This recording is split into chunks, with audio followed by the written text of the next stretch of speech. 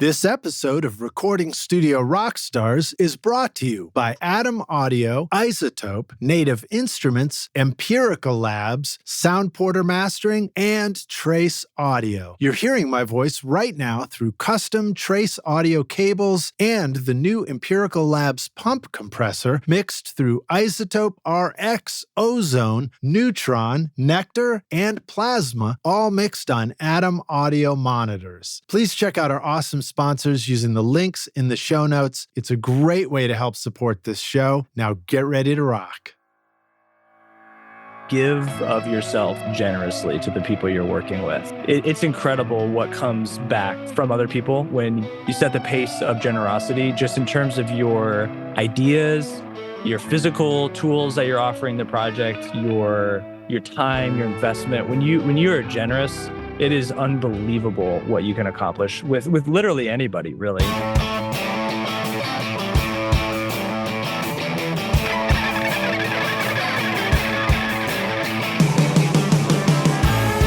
Welcome to Recording Studio Rockstars. I'm Lid Shaw, and this is the podcast created to help you become a rock star of the recording studio.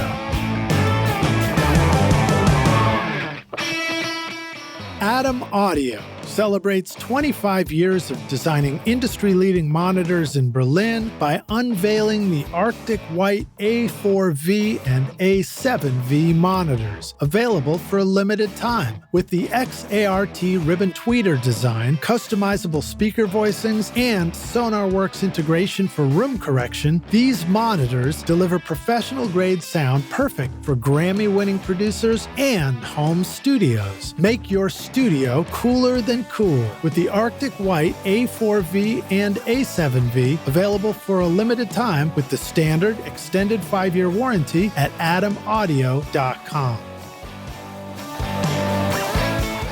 At Isotope, saturation just got a whole lot smarter. Introducing the new Isotope Plasma plugin to supercharge your sound by giving your tracks exactly what they need, precisely when and where they need it. Unlike traditional saturators that apply a static effect, Plasma's groundbreaking flux saturation technology analyzes your sound and applies dynamic processing, adding targeted warmth, depth, and character to bring out the best in your mixes and masters. Use the secret code ROCK10 to get 10% off the new Plasma or any of the awesome plugins at isotope.com.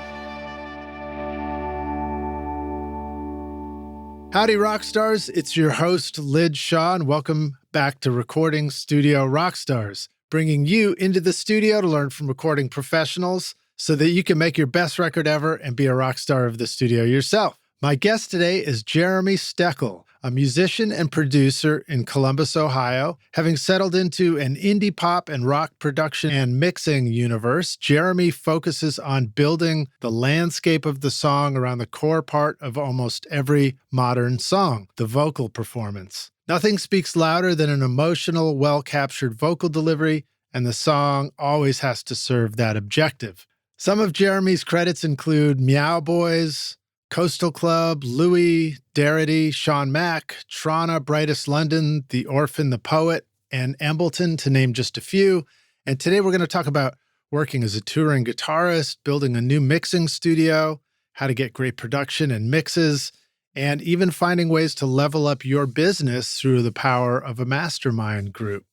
I want to give a big shout out and a thank you to our mutual friend and previous podcast guest, Jim Stewart, for making our introduction. Please welcome Jeremy Steckel to Recording Studio Rockstars. Jeremy, my man, are you ready to rock, dude? I definitely am. I'm excited to be here. Good to have you here, man. Is this, are you joining us from your studio or your new studio that's getting built now? Yes, I am in my new studio space. And it's mostly done, but if you're watching this online later, you can see some painting that needs to be done and some little things. But yeah, it's mostly built out at this point. So, yep. That's awesome. I see you've got a nice window off to the side too. I really like studios that can let some natural light into the space. Yeah. I tell everybody that comes over here, like, I'm not one of those cave dweller guys that like I have like a visceral reaction to sunlight. I just have to have it. So Yeah. it's Yeah. Have you it done was fun. both kinds of sessions? The ones where you have no idea what time of day it is, and the ones where you see the light and the sun setting and all that?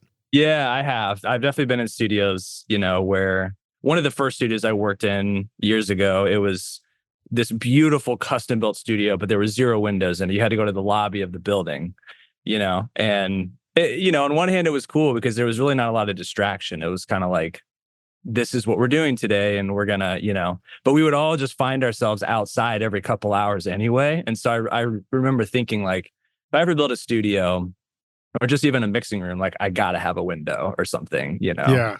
It's just, I don't know. It's just how I work. So Yeah. I'd say that some of the first studios I was in, primarily were windowless, and it was mm, the same thing. It's like you kind of, um, well, there was something nice about the immersion in recording. That's always mhm. good. Like, I like doing a session with no distractions.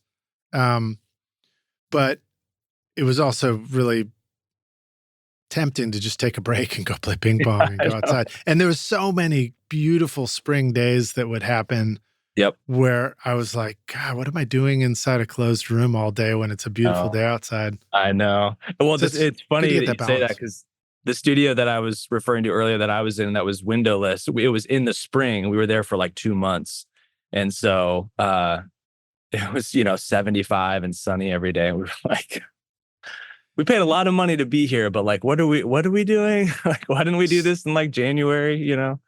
Yeah. Yeah, I had a similar one. The first major label record I did, we were up at Smart Studios in Madison, Wisconsin, and it was through the summer months. So it was just gorgeous. I mean, like, Mm, Wisconsin and the north of the US, it's just beautiful in the summertime. mm. And we went onto a vampire schedule. We'd show up, we'd sleep all day, like show up at the studio at 4 in the afternoon and go home and go to bed at 9 in the morning. Oh my I'd gosh. eat cereal for dinner. Was your experience like that? Was that related to you as a touring musician? Yeah, so that studio I was talking about, that was me as a guitar player, not as a engineer or mixer or anything or producer at that point. Um, yeah, I toured in a band called Wolves at the Gate for several years. I started that band with a couple friends when we were in college in the middle of nowhere here in Ohio at a little private college. Um, yeah, and so that studio experience, I have it several times in my notes here to talk about just because it was such a like foundational moment for me of just being in a real studio. I'm sure we can all remember like the first time we did that. Yeah. Yeah. Well, And that, yeah. definitely tell us that, give us a little bit of a Hmm. preamble into your interest in playing guitar and getting into the recording bit, but tell us about the whole band experience. Totally. Yeah. So yeah, I guess it's a good segue.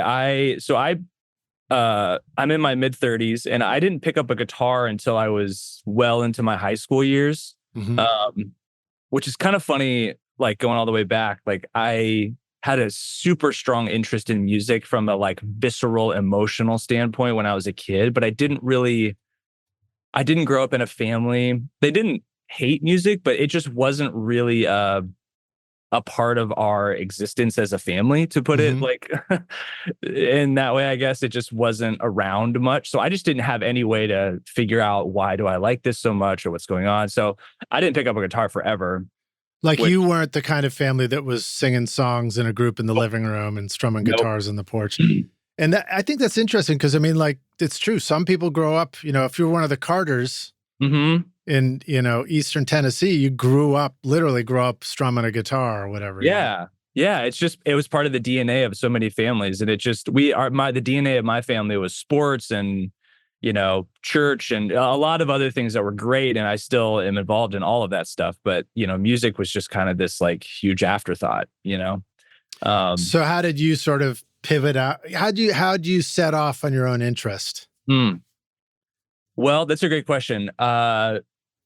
I'll answer it a couple ways. The first way is my personality is I'm a self-starter and I'm very like obsessive about things that I care about. And so on one hand, when I kind of figured out like, oh my gosh, these sounds I'm hearing in my head, that's actually, you can do that on an instrument, which is such a funny foundational thing to think. But when you're a kid, it's kind of this like, oh my gosh, you know? And so I had a friend give me a guitar, and when I was, 14 or 15, and I still have not really put it down, like Yeah. functionally speaking, Now, if you're holding it right now, I can't quite see it on the camera, but I know it's what you right mean. down here. Yeah. I'm like, yeah, it's Your locked toe in. is strumming. My your wife left is like, toe. you got to put it down. Yeah. Yeah. So yeah, I picked up, it was just an acoustic guitar, and it was a nice guitar, which, side note, I always recommend, if you're starting out on an instrument, or if you're giving an instrument to a kid, give them a decent quality instrument, because Yeah. you probably want to play it more and longer. So thankfully, this guy gave me a really nice guitar to borrow. And, I just would come home every day, after school, and just go nuts on that guitar, and just play everything I could possibly think of.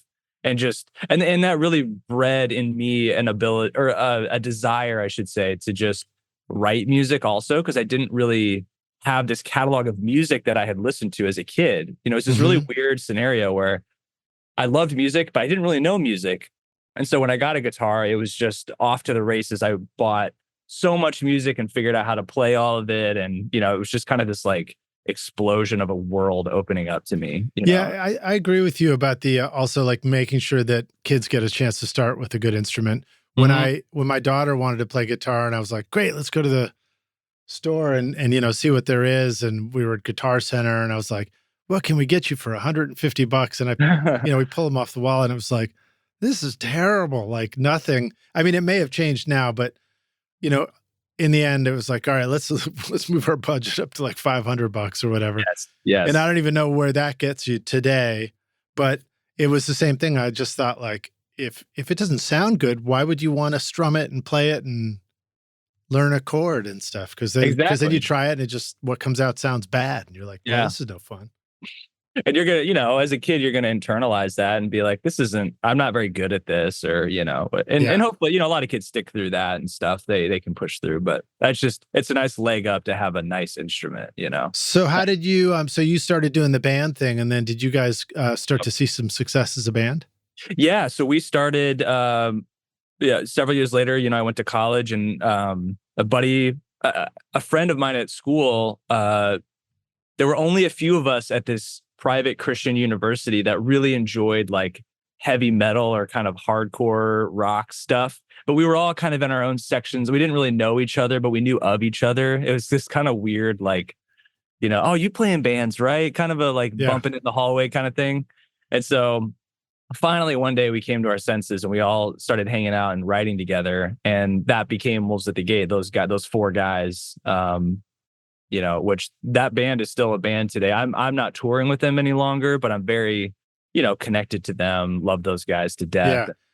Yeah. It's funny that was in the name, because it reminds me, I was introduced to CCM music, Christian contemporary music, in Nashville. I never even knew it existed until I came down here, really, But what I saw would be, and for you to talk about like being some of the few kids who are interested in heavy metal, obviously music is a big part of the church scene because there's a message to carry.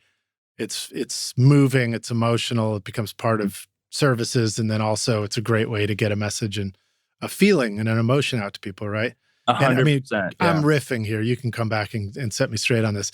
But one of the things I noticed was that there were all these styles of music that came out of contemporary Christian music that were like, there'd be rap, there'd be rock, there'd be other things. Yep. And of course, there's this saying, wolf in sheep's clothing. But my sort of internal joke was like, a lot of Christian music was sheep in wolf's clothing. It's like, exactly. Like, trying to do the rock band thing to get the message across. That's right. But you're actually a sensitive, there's a spiritual side to it for sure that you don't always see right away. Yeah. That's funny you picked up on that. Yeah, that's. Yeah, it's and just before we move on, that the church point that you made is really very powerful, because that's how I started playing guitar in front of people, right, for the first time. a church youth group, and there are so many bands and musicians and producers and mixers that I work with and I'm just around that say, oh yeah, I started at my church. When I was 12, they put me on stage. I couldn't believe it. And that's exactly how I was. I picked up a guitar. I was terrible. They needed a guitar player, and I was just the personality to be like, oh yeah, I'll try it, whatever. And just hacked my way through a couple years of, youth group bands, and then figured out like, oh, I'm actually pretty good now. Or I'm getting better, a couple years in, I could actually hold my own, Yeah. Well, it's a good reminder. Like, it doesn't matter which way you go. Yeah. But the opportunity to have sort of a group invite you in to play music with other people is really crucial and key to getting going with this stuff. It's incredibly powerful. Yeah. Yeah. So that's really how I started playing music, was at church. And then when I went to college and met these guys, they all had grown up playing in church too. So we just had this shared kind of experience of music, and none of us had really been in bands before. This was all of our first bands. And Right. so we were all just kind of all in, just from the get-go of this band. So now you guys did a band thing, and somehow you got did you interact with a record label or anything like that? Yep. So we, self-started? a couple years into the band, we were all working side jobs after we graduated college, but we were kind of waiting. We felt like something was coming for the band. We just didn't know what it was, but the shows were getting bigger. There was some radio play starting to happen, things like that. But we didn't have a record deal, but we all figured like, if this is going the way that our friends' bands have gone, like they've all been signed. So we feel like, and so we just had this sense. And then sure enough, we had a few conversations start to happen with record labels, and we ended up signing with a label called Tooth and Nail. Okay, cool. Yeah, out of Seattle. And so, a lot of those bands on that label we had all grown up listening to forever and stuff. So it was kind of a big deal for us. And did you guys stay within that Christian contemporary music world, or had you sort of started there and then moved on to just secular music, I guess you'd call it? Yes and no. All the guys in the band, including myself, we're all Christians. And so that was a big part of our music and what we wanted to communicate through the band. But we also didn't just want to play shows with other Christian hardcore bands, because that's very much a world that you can kind of, there's obviously different paths for different bands, but we kind of wanted to do some of that, but then also tour with tons of other bands that didn't identify, as a Christian band or whatever. Cool. And so, so we toured all over the country. We went to Germany and played some festivals, and it was a very chaotic 2 years after we signed that record deal. And the only reason I stopped touring with that band is I met my wife. Right on. Yeah, and I just, at that point, I'm kind of skipping ahead, but at that point, I really had figured out, like, I think the studio is what I want to do, like, for a career. And I happened to meet my wife at that time, and everything coalesced into this kind of like, okay, I think it's time to exit stage left for a little bit. And, Yeah, that's great. Yeah. And so, like, getting your new studio built and settling in is sort of part of the switch into a life of balance between family, parenthood, as well. Yeah. And continuing to do the music and finding a balance of these things.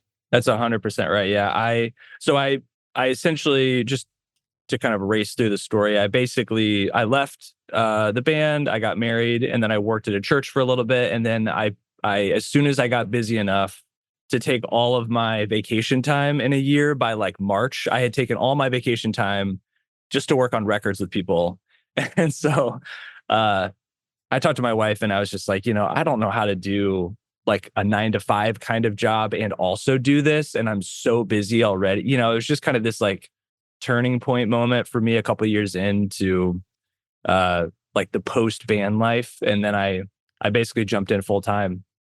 It was like 8 or 9 years ago, I think. So been doing it full time for 8 or 9 years. What were some challenges for you about the pivot into full-time record making? Like, what were some of the bridges that you had to cross that you could share with the rock stars about, like, it's okay when this part seems like it sucks, but really you got to just do this bit and it's all going to work out?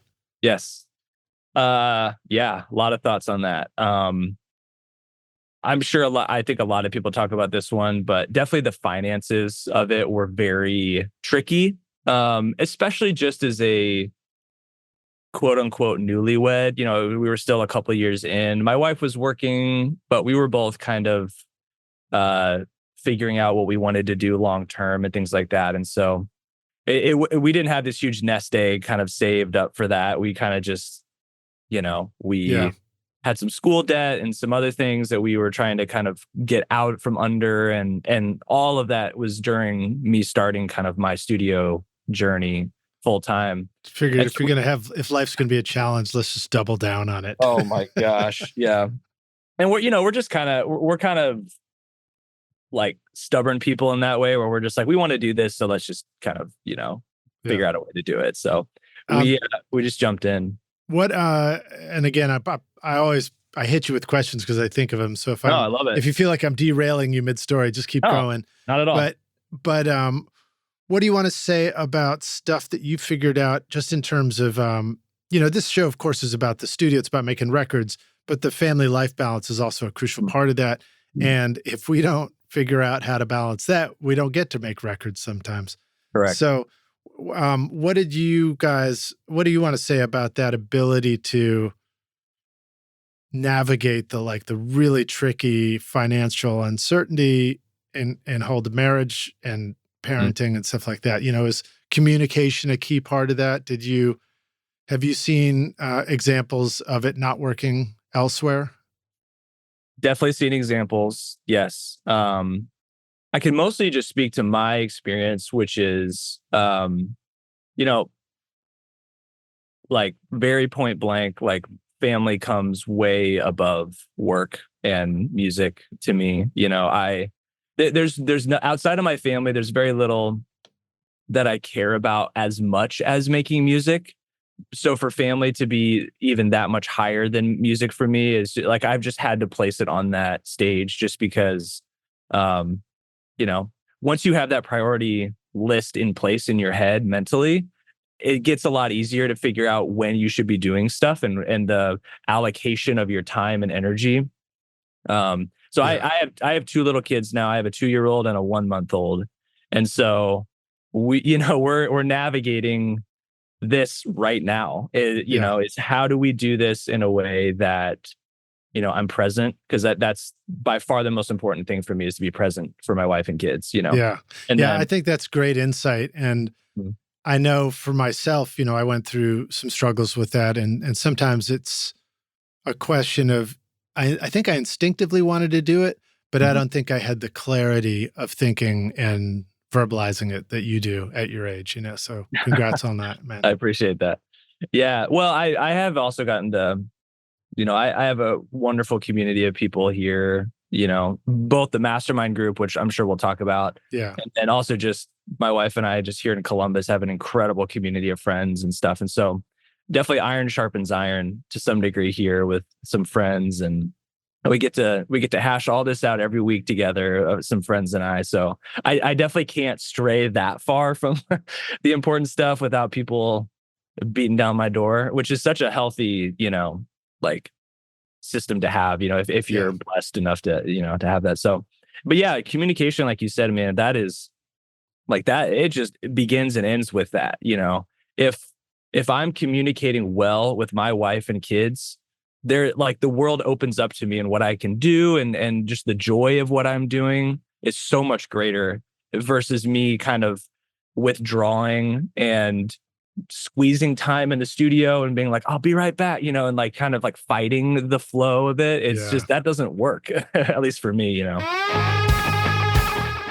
Native Instruments introduces the new Complete 15 bundle, featuring Contact 8, offering versatile synths, sampled instruments, and innovative effects. Perfect for creating everything from emotional scores to dance floor grooves. Contact 8 includes exciting new creative tools like chords and phrases for inspiration, the Leap tool for dynamic looping, and Conflux, a hybrid instrument blending organic and synth sounds. The Complete 15 bundle also includes updated Massive X X, Guitar Rig 7 Pro, and AI-enhanced isotope Ozone 11. Use the code ROCK10 for 10% off at nativeinstruments.com.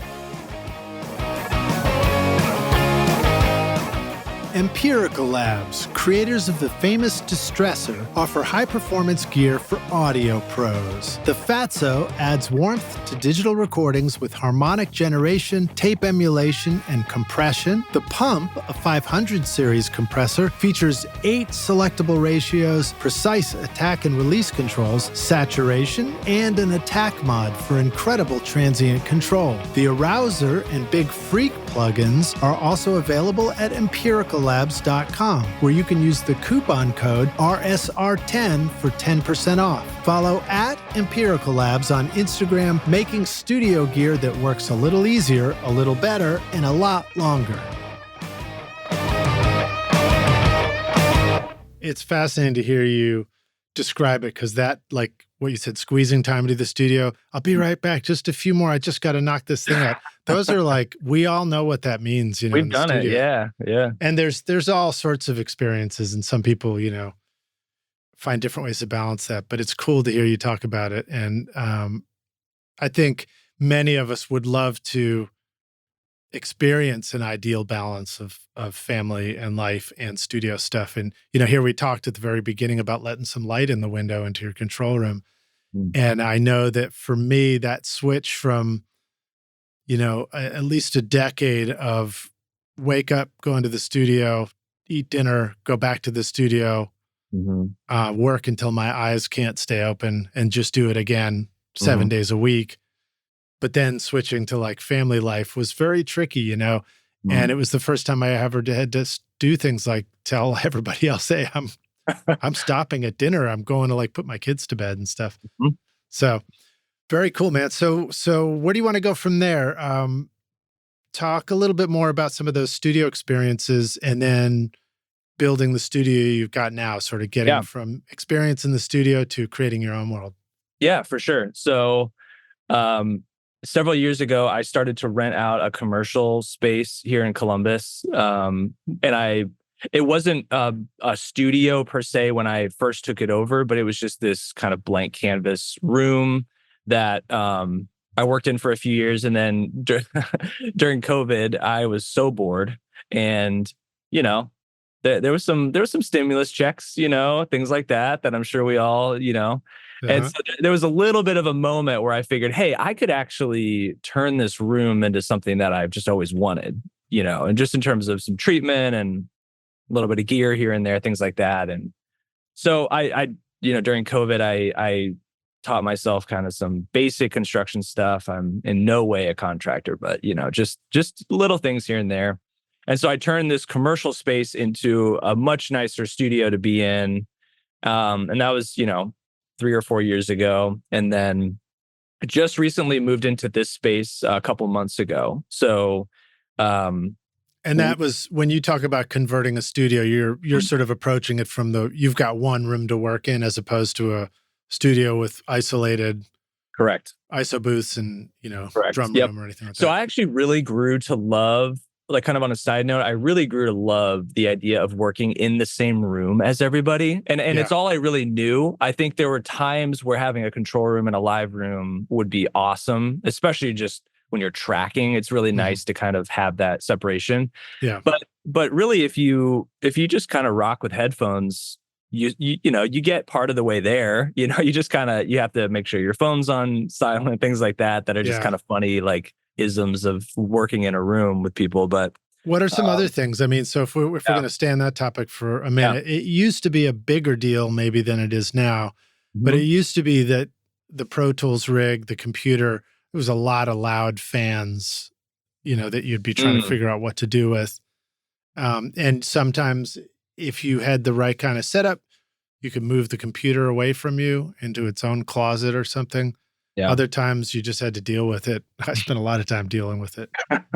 Is that something that you had to figure out as well? It definitely is. Not as much with the computer stuff, but definitely with HVAC. That was in the particular room that I was in. It was in a 40-year-old building. It was a historical building. It was beautiful, brick, all of that. But the HVAC in it was very much after market installed or whatever. Like it was retrofitted onto the building. So it definitely was not like sound was not prioritized at all. It would just, the furnace would kick on to the AC and it would just kind of blast, and it cooled the room right down, which was great, but you kind of had to stop and all that. So my way of dealing with that, I had a couple ways. I got a thermostat that I could control with my phone. So if we were recording, I was kind of self-conscious about it at first, honestly, when I first built the room, because I thought like, man, and like in a big time studio, like this isn't even a thing, and I'm in one room, and what are people going to be annoyed at this? And I think one person in 4 years ever even mentioned it. It just wasn't a big deal because I kind of figured out a way to just turn it off when I needed to. I built these really nice kind of movable gobos, which is a really awesome room within a room sort of setup. I built 2 or 3 of these where I could make kind of an ISO booth if I wanted to, or like have dead drums and push them up against the kit and things like that. So would this be like, so the room probably has to be big enough that you're setting up in too, yeah, right? it was a very large room. Yeah. So that helps a lot because that gives you that flexibility to move around a little bit and 100%. Yeah. Set up drums and still have your control room space. So when you're talking about the gobos, then maybe, do we picture a couple of tall gobos and then you can have somebody up against the wall, and then can you like set another one on top of the gobos so that it becomes like this mini ceiling, like you're building a little ISO room right there? Yeah. So the way that I did that is I built these 2 large like gobos on wheels, and then I put a moving blanket on top of that, which I'm very interested, and I love like interior design and style and stuff and when it comes to spaces. So having a blanket to me felt kind of weird, but then I just realized like, man, it just works so well. Yeah. Like I don't, whatever. And so I just built these nice gobos, and then I would just put this huge heavy blanket, and it just sounded like it was in any dead studio that I've ever been in, Well, the other part about that can be kind of cool, especially if the sound's not coming back into the little goboed area too much, is a lot of times when we set up in a small room and then we deaden everything, we think we're going to get that dead sound. But one of the problems is all we manage to do is deaden all the high frequencies and all the mid frequencies, but the low ones are still booming around because it's really hard to soak them up. Yep. But if you create what you described in a larger space, you get the double benefit of you sort of deaden the highs and the mids, and you give it that tighter sound, but the lows escape into the larger room. Yes. They escape into the larger room, and they just escape out of the super old building vibes of like the windows or just the door or what, it was kind of like where I was in the room. Like there was some bleed out to the outside. So I think I noticed after a while exactly what you're saying. I noticed there was not really a buildup in the low end with that. So I kind of lucked out with that for sure. So that could be a nice win. It's good. I think it's good to talk about these things a little bit just because some of the rock stars listening, just like, light bulb goes off or somebody's setting up their room somewhere and they're like, oh yeah, that's going to work. Yeah. Okay, cool. So you had the larger space. Now when you're building your new space and the whole air conditioning thing, it's just, we all kind of have to deal with it at some point. Now that you moved into your new space, did you find a new way to deal with the HVAC? Not exactly. So this space is connected to the rest of my house, but it's pretty isolated. So that's nice. We built this wall actually behind me here. It's about a foot thick. So it's very, very quiet in here. There is a HVAC vent in the room here, but it's much, much quieter than the other building was. So frankly, unless I'm doing vocals in this room, it's not really, hasn't been an issue so far. Yeah. So one of the so we'll stay on that for just a moment because again, I think this is a common topic in my podcast studio, which I'm still naming. For now, we'll call it Podzilla today. In Podzilla, there's HVAC. I'm also in the house, and it was pretty loud, so I had to like cover the vent and stuff. Otherwise, it was too loud, I felt like. And then what we did was but it was a straight pipe underneath the floor that was running from the HVAC over to the vent going up into my room. It was just straight metal pipe. And so we just cut that out. and then just put in a snaking back and forth flexible vent. And that really did the trick. Just that snaking S curve downstairs, made out of, the soft fabric-y stuff, really just quieted down. It lowered, I think, the velocity of the air coming out of the vent in my podcast studio, but it also quieted it down. So those can be simple hacks sometimes for home studio setups. But Jeremy, I'd point out to the rock stars too that one of the things when you do the single room, like you're doing, now you're only worried about a couple of things. You're worried about the sound of the air coming out, getting onto vocal mics and stuff, right? But you're also worried about other sounds in the house getting into the studio. Mm-hmm. But if we were in a studio with ISO booths, then now we have to worry about now the drums are coming from one of the rooms into the other room. Correct. And because that's where it's tricky. So there's different, just pointing out to listeners, there's different levels of how much we need to worry about it in different studio situations. I think what I have figured out is that there is no perfect setup and scenario, which, again, that's not news to anybody, but I think I wanted that when I first started doing this. I wanted a space that was just no issues, just kind of, and then I learned about HVAC, then I learned about acoustics and physics. I really went down the rabbit hole of learning about physics and how sound moves and, all that stuff when I was building this room and the other space. And again, no means an expert, but learn that if you want to have the perfect room, you need 30-foot walls and you need to be floating in a bubble, that kind of thing. So it's just studio in space. Yeah, exactly. You need to be in on the ISS, satellite or whatever, and not be around anybody. That'd be some lonely record making up there. Sessions would be pretty hard to get to. Boy, when the sun rises up there, it gets pretty hot. It just hits you straight on. Straight up, yeah. Nice window. Do you remember any good resources for learning this stuff? Yes. There's a few links, which I'm happy to share. I found some really awesome, way more in depth than I would ever do, but somebody made how different materials and fabrics affect sound differently. So that if you're building, you can really figure out the materials to buy and the materials to kind of stay away from when you're building acoustic treatment. So I have a big cloud above me. I have a ton of diffusion or absorption on the walls here, and this back wall is all absorption as well. Look at you go. Yeah, those are some of the right moves. It took me a long time. It wasn't until I worked with the studio designer Carl Tatz that we finally put enough treatment in my control room. I was poking around on your website last night. Your studio is gorgeous. Thanks, man. Very jealous. It's beautiful. Yeah, I'll pass that on to Carl. I've actually, for a while. So just to reiterate your point is, I went for a long time with too much drywall exposed in my control room. And again, like we talked about earlier, you don't want too little. You don't want too much deadening, because then the sound just gets soaked up and now you have trouble controlling the low end. But we ended up with a great balance in my space, and it took covering that back wall with tons of insulation, and the ceiling was a spot I had blown off for years. Yeah, because you don't always think of the ceiling. I had the cloud, but it wasn't until we actually treated with panels, 703 panels hanging down all along the ceiling, that it really made a big difference. Because there's a wood floor, because you want to roll your chair around. Yeah, exactly. Yep.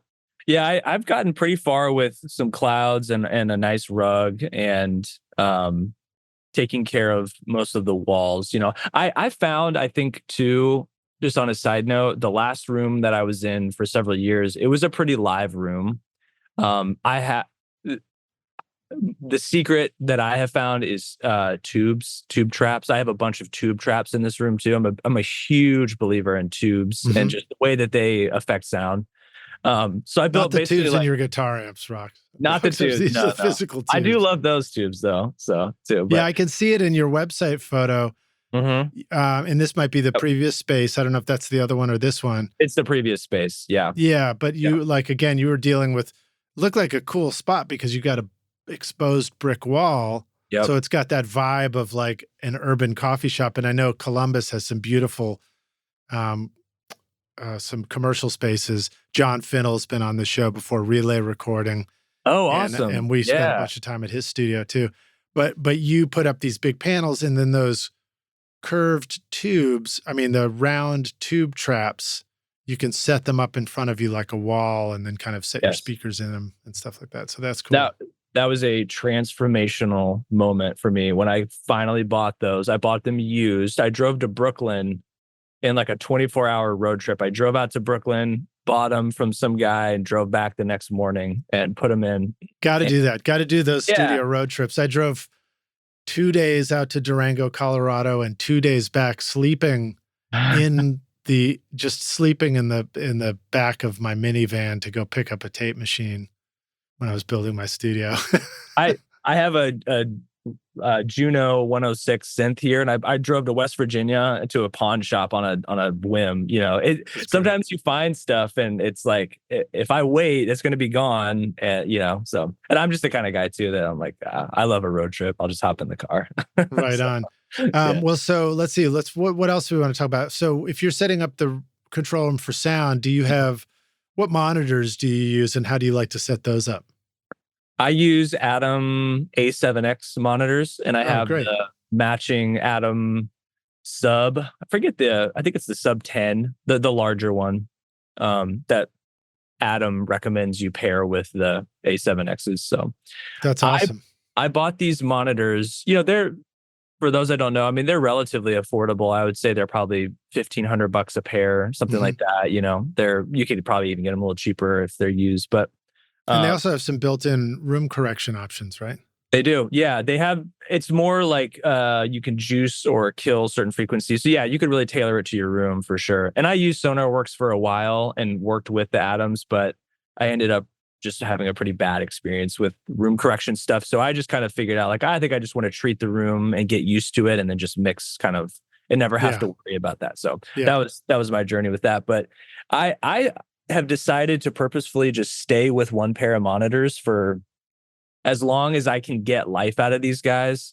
Because monitors, you don't really touch them. They don't move. They can kind of last for, if you're nice to them. If you're nice to them, yeah. If you're not like smoking right in the cones, like if you're just kind of like treating them well, they can last forever. Well, when I think about not being nice to speakers, it was usually an overdub session. It's like my NS10s went out on a bass overdub years ago. Cranking them up. Yeah, or like, cranking the kick drum and the speaker cones are just leaping out. And the Atoms, of course, they've got some processing in them too, so they may have some protection from that as well. But the biggest thing that I found to just, there's probably somebody listening to this that will get some use out of this thought, but I didn't use a sub for a long time because I had, like all of us did when we're thinking about something new, we'll hop online and read tons of reviews and da. So I had looked at several people that said, oh man, subs in my room, it was terrible. Like I couldn't mix anymore. Just I couldn't get the low end dialed. So I just sent it back, And so I was like, maybe I don't need a sub. And then eventually I just realized like, I'm working on like indie pop, like little like dancier stuff now. And like I need to really like I don't love mixing on headphones, so I really love to feel it in the room. And so I was like, I should look into an appropriate sub for my setup. Well, so I ended up just getting the matching sub that Adam recommended. Once I did that, I realized that if you route it all correctly and you're carving all the low end out of your near field monitors and it's just going to the sub, which is really the correct way to do it for most people anyway, your near fields sound amazing at that point. Like I noticed a remarkable immediate difference in just how the quality of the A7Xs when I was routing everything below 80 or whatever, 70 or 80 to the sub. And it was like, oh my gosh, like everything just sounds better and cleaner. Someone asked me a while back, do you fear AI will one day replace you as a mastering engineer? Well, it hasn't yet. That's because algorithms don't listen to music or to clients. Hi, I'm Brian Murphy of Sound Porter Mastering. When I master, I experience the music as your fans will, with the honesty of fresh ears. And unlike AI, I master with your intentions in mind, not merely to process the mix and boost the levels. If you want an experienced live engineer to master your music as only a human can, find me at soundporter.com. Sick of searching for the right cable or wondering how to hook up your studio? Trace Audio has you covered. Based in Nashville but serving studios everywhere, Trace Audio specializes in custom cables, patch bay labels, and wiring solutions for home and pro studios. Try out the free online custom patch bay label designer at traceaudio.com to easily color code, label, and organize your XLR or quarter-inch bays, which are popular with home studios. It's sleek, professional, and simple to use. Then use the code RSR15 for 15% off printing and shipping your custom patch bay labels to take your studio to the next level. That's funny that you say that, because right on the heels of me blowing up my speakers, I switched over ultimately to the Carl Tat setup, and in its near fields with a sub, and it does have a crossover. Mm-hmm. And he even pointed out to me that it would be hard to blow them because we're just not pushing I know the sub, I don't know, maybe we could do some damage to the subs, but the speakers, we're just not pushing a lot of low end through them. Yep.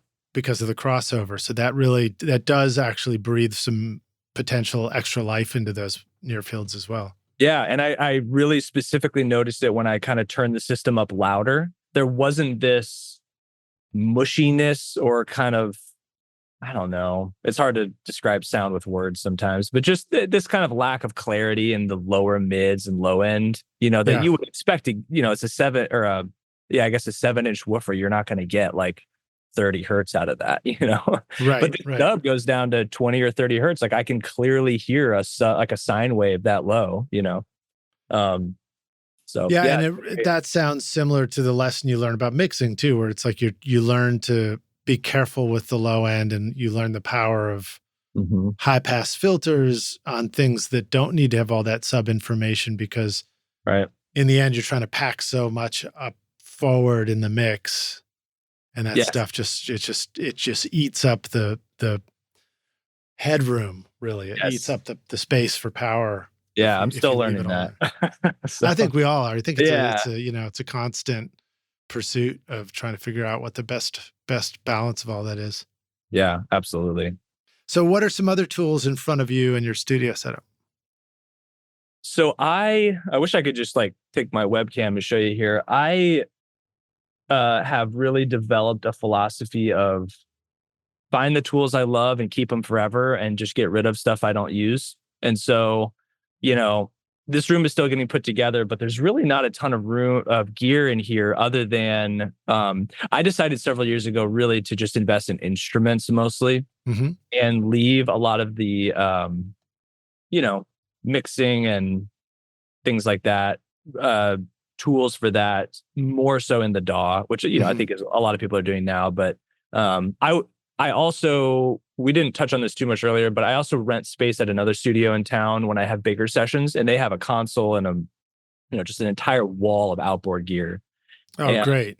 Yeah. And so I get kind of my fix of getting to, really dial compressors in and pushing stuff and all that fun kind of gear stuff without really having the price tag that I have to eat at the end of the day with it. I just get to rent space and do that. So it's been really nice to have this room to focus on one thing, and then have this other studio that I rent in town to focus on bigger, So I've got, so I guess the stuff that I really use a lot are this, I invested pretty heavily into like a Kemper rig a couple of years ago for guitar stuff.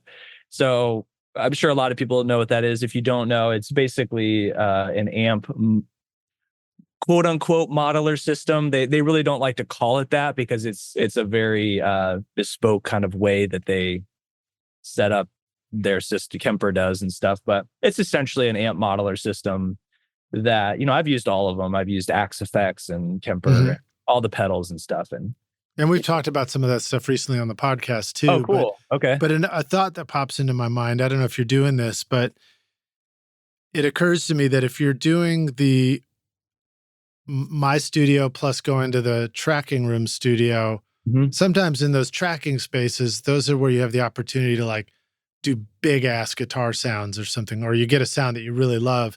Have you found that it can be cool to take your Kemper with you to the tracking studio and then you capture that sound when you get a killer guitar sound, and then you can bring it back to your studio for continuing overdubs or even doing guitar repairs or any of that kind of stuff? Yeah. Yeah, that's a great question. I haven't done a ton of guitar tracking at that studio yet. I've mostly been using it for drums and some kind of like larger band session kind of things. But that would be a cool way to test out what the Kemper can do in a larger room. Because I typically use it just as like a SPDIF into my interface kind of thing. But the thing that I really love about the Kemper that I think is pretty underrated is there are so many outputs on this thing. You can run simultaneously. You can run 2 channels into your interface. You can run 2 extra channels to an outboard rack piece of gear and crunch something up and blend that back in. You can also run 2 XLRs out into another interface and blend different sounds that way. You can use it if you use SPDIF on it. You can run it as a stereo rack effects processor for any track in your DAW. And so I use it all the time to crunch up stuff when I'm mixing and just print it back into Pro Tools. And it really is this kind of like dream mixing machine, even though it's not really marketed that way. It's, if you really figure out how to route it correctly, it can just do anything you really want it to do. And then you can also just hook it into like the effects loop of an amp and treat it just like a guitar head, kind of. So when you're doing a stuff like MEOWBOYS, King of Acting Normal, one of the records in your discography, and Rockstars, we have a link to Jeremy's music in the show notes, so you can scroll down and go listen to some of these records. And there's it sounds like there may be distortion tastefully used on vocals at times and things like that. Do you find the Kemper is actually part of that process for you, for even like mixing with vocals? Yes. So I use it pretty, I'm actually starting to do this more and more, but I am using it a lot as like a vocal effects processor. I don't remember on that track, I don't know that we used the Kemper because this kind of SPDIF in and out situation is sort of a newer revelation for me. Right. And we're always, every time we build our new studio, we stumble on this like whole new way of doing things. Yeah. Totally, and we all look at our back catalog and we're like, man, I should have done it, on that or whatever. But well, that sounds awesome. Let's rewind a tiny bit and talk about some of the stuff that you've learned about having your studio, but then taking advantage of other bigger tracking studios. You are producing records. I assume that's part of your production process if you're doing that. Correct. What have you learned about smart ways for you to take a production from start to finish with the band, where you do the pre-production, then go into the tracking studio, do the tracking? I think a question mark that could come up in our in the listener's mind is, how do I charge for what I'm doing if we're going to another studio and using it there? Because so many of us think of our studio as part of the value proposition for what we bring. So talk about some of that stuff. Talk about your process of production. Yeah, that's a wonderful question. So let's see where to start. Pre-production. Pre-production, yes. Or deciding you want to work with the band in the first place. Yeah. I think, like a lot of people, when you are in the first stage of a career in this world, you realize pretty quickly that you don't necessarily want to be the choosiest person in the world if you want to do it full time and actually have some money in the bank, and especially if you have a family, things like that. It's easy to undervalue the idea of having financial stability. And so I think when you realize that that's important, I think it's easy to kind of take on a lot of work and not always, I I'm trying to get better at choosing work that comes that I think was going to further my career rather than just taking it. Sometimes you have to do both, but yeah, that's a tricky balance indeed. It's an incredibly tricky balance that has no objective answer. It's completely subjective to everybody. And the balance of we talk about this all the time in our mastermind group of how do you choose projects? How do you charge appropriately for things and all of that? So it's definitely still a learning process. But to answer your question, yeah, I think if I've sort of decided I really want to work with this band or this person, I believe in what they're doing, I very much am in the philosophy of I want to become a member of that band. I want to 100% in every way possible pretend, and sometimes not even pretend, but in real life, like play shows with this band, but really become the fifth member or the fourth member or the sixth member or whatever, or even the second member if it's just a friend and I wanting to work on a record together. Because, I'm coming at this from a musician standpoint where I love writing songs. There are way better songwriters than me out there, but I love writing songs from a foundational point of view and then fleshing that out into production. They're very much the same thing for me. It's not two different stages, like songwriting and production are just like mashed together for me. It's good to hear you say that. It's good to hear somebody say there's better out there, but that doesn't stop me from doing it, Because I think a lot of times people just let the imposter syndrome, make the decisions. Yeah. Yeah. And there, I'm a competitive guy. I listen to music and I hear stuff and I think like, dang, like that's awesome. How do they do that? I get riled up about that in a good way, or it pushes me, when I was first starting out, there were times where I got pretty depressed and I thought like, I have no idea how to do that or whatever, and then the longer you do it, you realize it's not actually that hard to get cool sounds, but it's really how you use them. That's the hard part. And how do you Tetris things together in a way that people want to listen to more than once? I love it. Tetris things together. Yeah. Yeah. I that's how I'm very much there's a term, I think it's synesthesia, where you see sound as color. I don't see sound as color. I see sound as shapes, like very vivid shapes. And so like Tetris for me actually is like it's pretty accurate, like how I view the kick drum in this way or whatever. It's just like kind of weird, like mental thing that I do when I'm producing, but that's cool. I won't go too far on this, but when I was at the CES conference in Vegas, I met a guy from France who was doing something called Cinegram, which was creating music theory as a circle of 12 points on a circle, and each chord creates geometric shapes so that you'd learn music that way. You'd learn what a chord was by the shape it made instead of these random letters and sharps and flats and all that. That's my kind of thing right there. Yeah. I need to get that info from you. Yeah, that sounds awesome. Yeah, but it's like very real for me, But yeah, so I, production and songwriting and all of that is very mixed to me. So if I'm going to work with somebody, I love to just, why are you writing songs? What are you writing about? Like kind of those foundational things, because that's going to inform what guitar tone I use, or who do we get to play drums on the record? Like I work with a lot of singer-songwriter, like kind of solo people. And I've really come to just have a heart for that kind of working, where like we get to pick the band members for that record. We get to build a different band for every record. And, the longer you do this, the more people you meet. And they're at this point now, like I know several drummers that I could just call right now, and they all have very different styles and very different strength, That's good to hear too, especially coming from a quote non-music city hub like in Nashville. You sort of expect that there's a bazillion musicians, but I think sometimes it can be a question mark in our mind if we live in some other part of the world. It's like, can I have a bunch of musicians on call? And probably the answer to that is, duh, of course you can. I mean, Motown was done in Detroit. It's like you can be anywhere.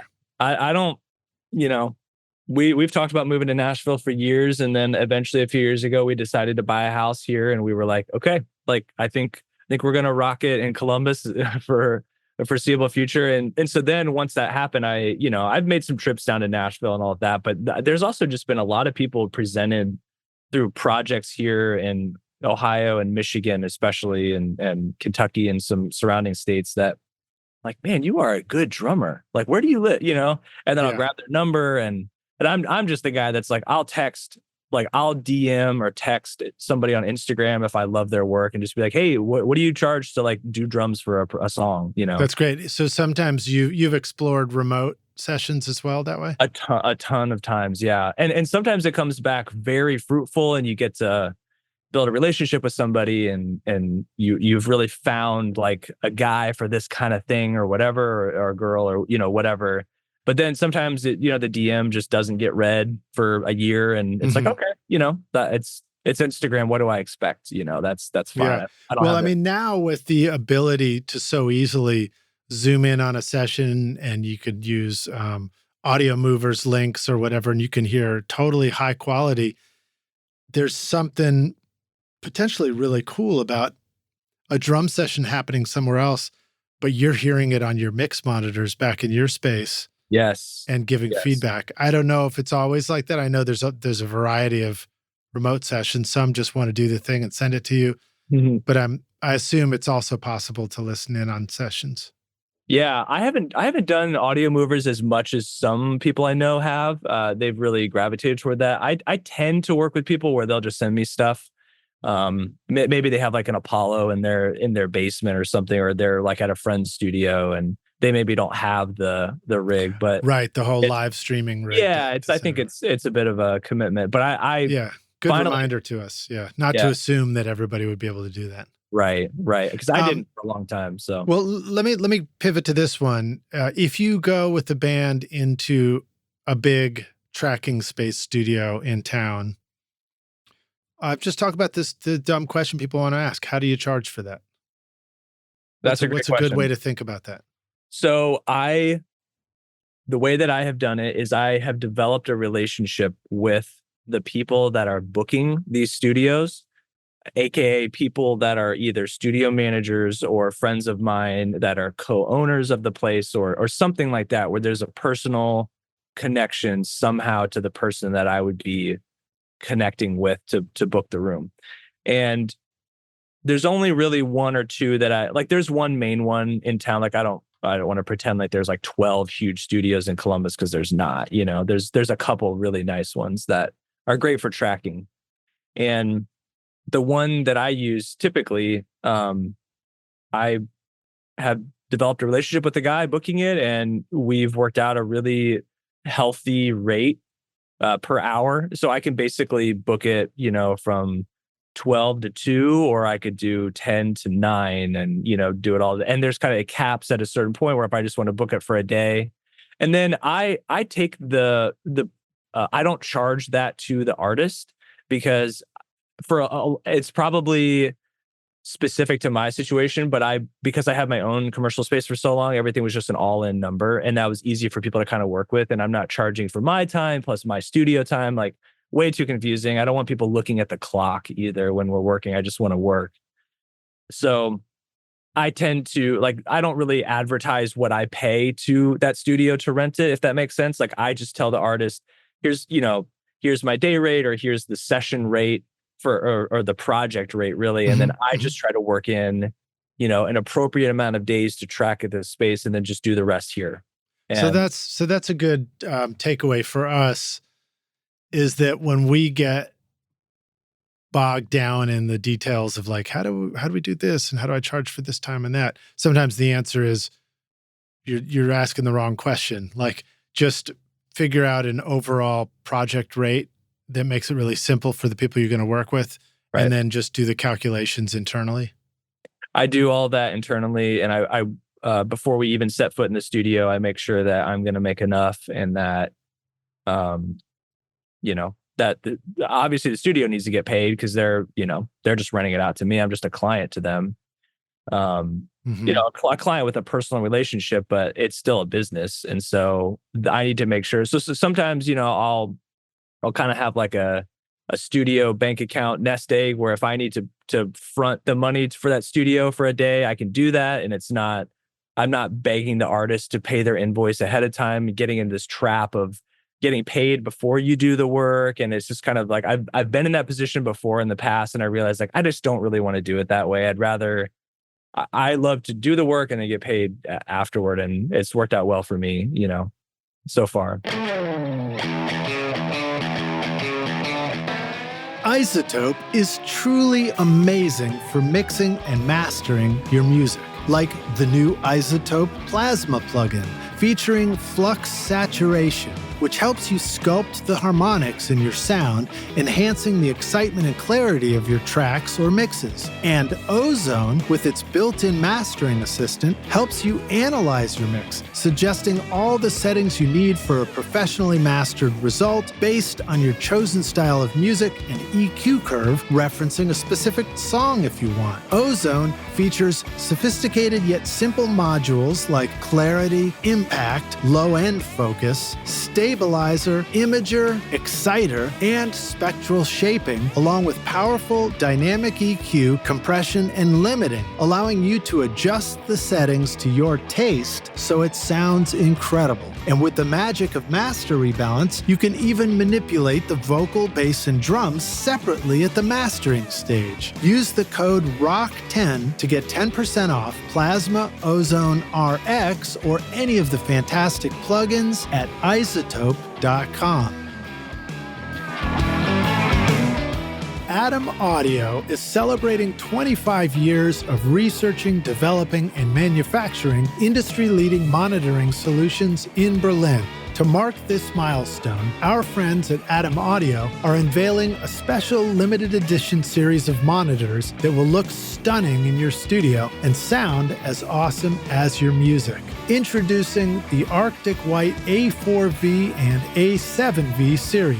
Available for a limited time to pro and home studio owners like yourself, the clean, glossy white finish exudes a luxurious feel and will stand out in any studio or home audio system. Featuring the XART accelerated ribbon tweeter design and customizable speaker voicings, the Arctic White A4V and A7V retain the full specifications of the original design. Plus, with SonarWorks integration for automated room correction, you can fine-tune your monitors to your control room's acoustics. Adam Audio's commitment to delivering professional-grade, high-fidelity sound to studios worldwide has made these monitors a perfect fit for Grammy-winning producers in both pro and home studios for a quarter of a century. Now you can bring that beautiful high-fidelity sound to your own productions and make your studio look as cool as your music sounds. Don't miss out on the limited edition Arctic White A4V and A7V monitors, available for a short time with the standard extended 5-year warranty at adamaudio.com.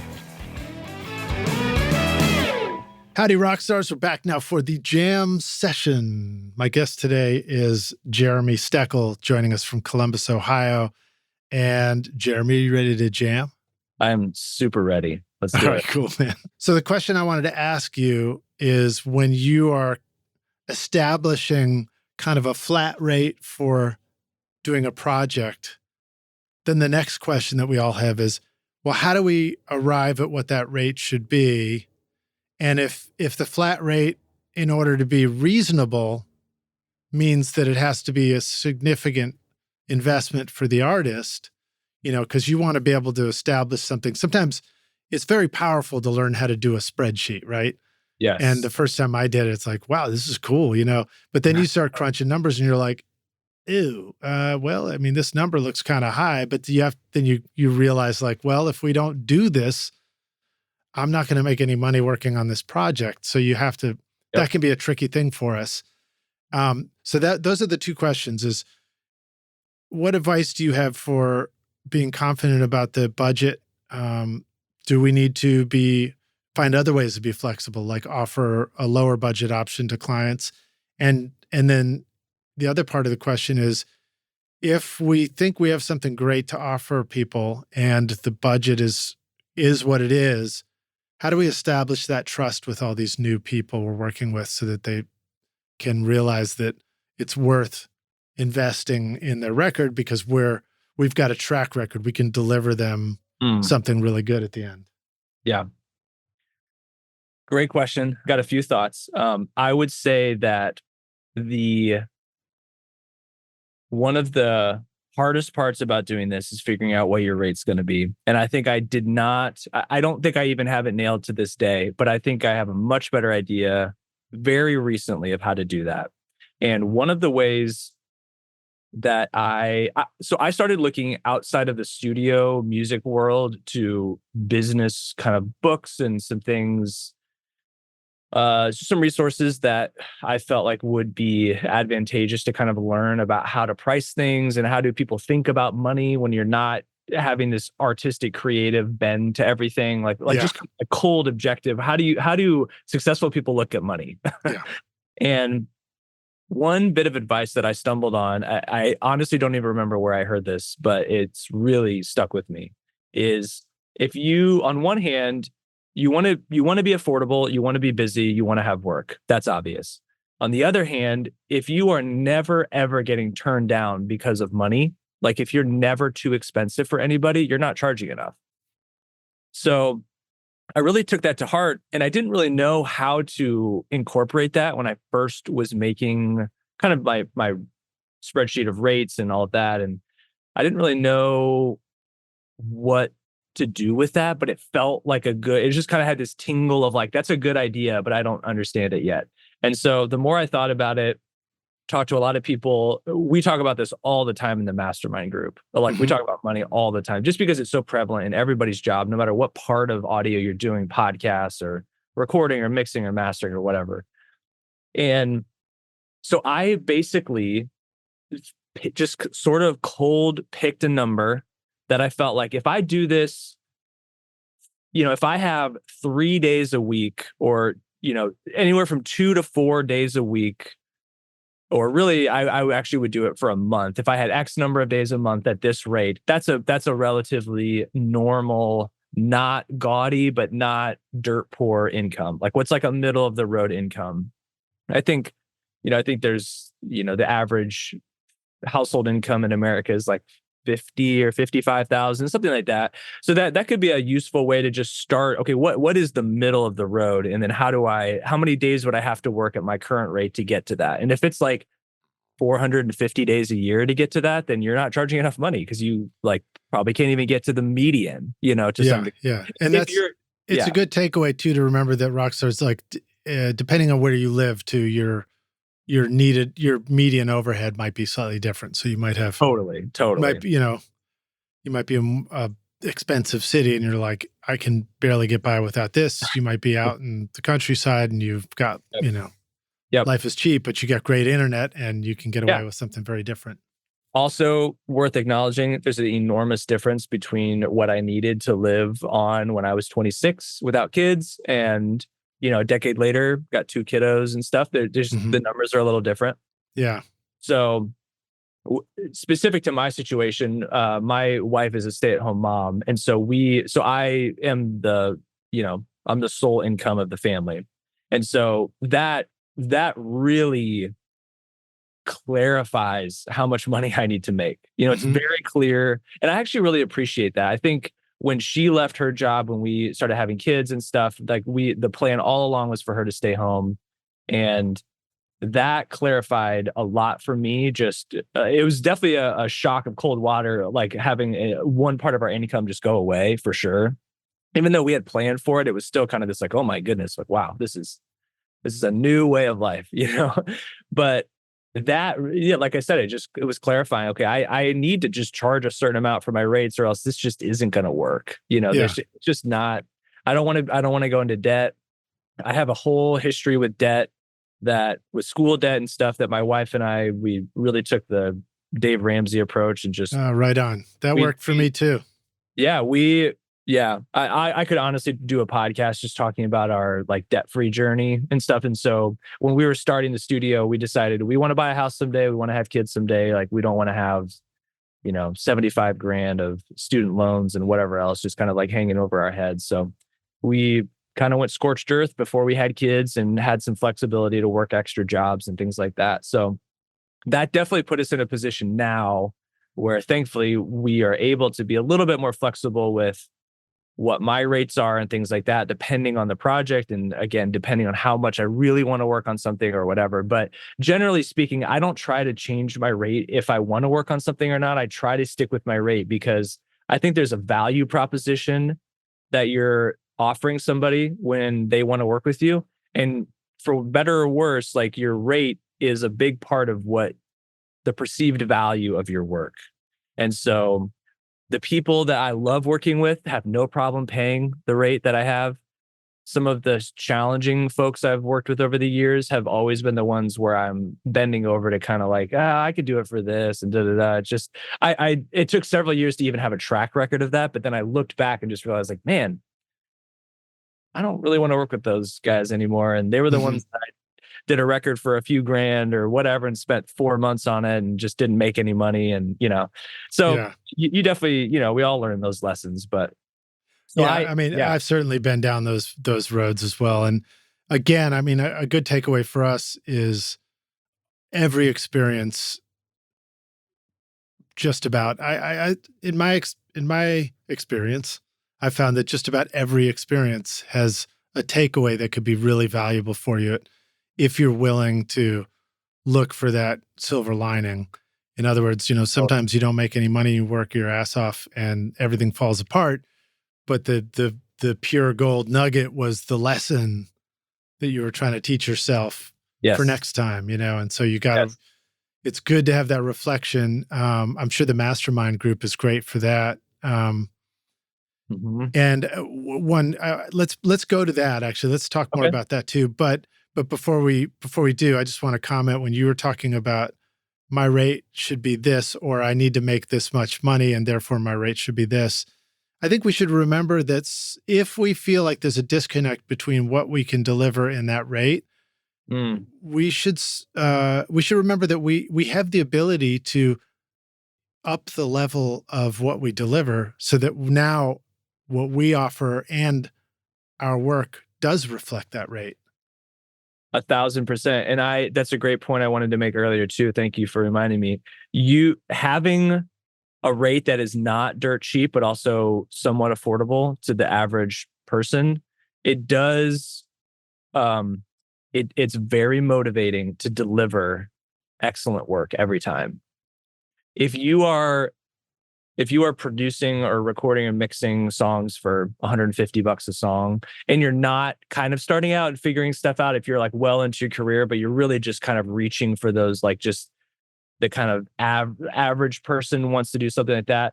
Again, if that's your road and that's intentional, then this is not for you. But what I'm about to say is not for you. But for everybody else, I feel like that's just going to you're not going to be really motivated to do excellent work when you're piling up hundreds and hundreds of those super, super cheap, fast, kind of like in and out sort of things. Like, at least for me, when I first started out, I was a little bit more in that vein because I wanted to make a certain amount of money and I wanted to just be working all the time and live in the studio and all that. But then I actually love making a little bit more per song and working on slightly fewer projects throughout the year and really investing in those projects a lot more, because what happens is people hear those projects and they hear the excellent work and they talk to the bands that you work with or the people you work with, and oh yeah, that I had a great experience with that, and it was an investment and all of that, but it was worth it. And then it just kind of it builds off of itself a little bit to some degree. For some people faster than others, but it's just been word of mouth for me so far, and I think that's just a part of that. So just to say that back to you, a reminder to us is we can look at trying to work on 10 projects for $100, and then none of them pay very well, and we don't have enough time to make any of them great. So 10 things go out that just don't really catch anybody's attention, and we didn't enjoy it that much. Or you can work on 5 at $200. Whatever, I don't know. I'm just making up. I don't know what the project is for those. Same amount of money, half the projects. Yeah, just trying to do easy math in my head. Yeah. And now all of a sudden we feel like we can really try and deliver quality on that whopping $200 project, whatever it was. But the point being that when those 5 things go out, all of a sudden they sound great and they catch attention. And now it's much easier to multiply those 5 projects into, times 5. So now you got 25 new projects versus 10 into nothing. Yeah. And maybe at best the same 10 people come back and you still don't like those any. Yeah. Those 10 people are going to be like, man, I got this for $100. Like I should go back to that guy. But the reality is you're just going to have more fun and have more joy working on stuff. At least in my experience, I don't think this is always the case. This is very subjective, but yeah, I have tended to find that the more joy I get out of stuff is when there is an investment from the artist, financially, time-wise, all of that, because there's a huge, hiring someone to make a record for you, hiring someone like me should be this big, like, to some degree, like planned out kind of like, we're like investing into a project, right?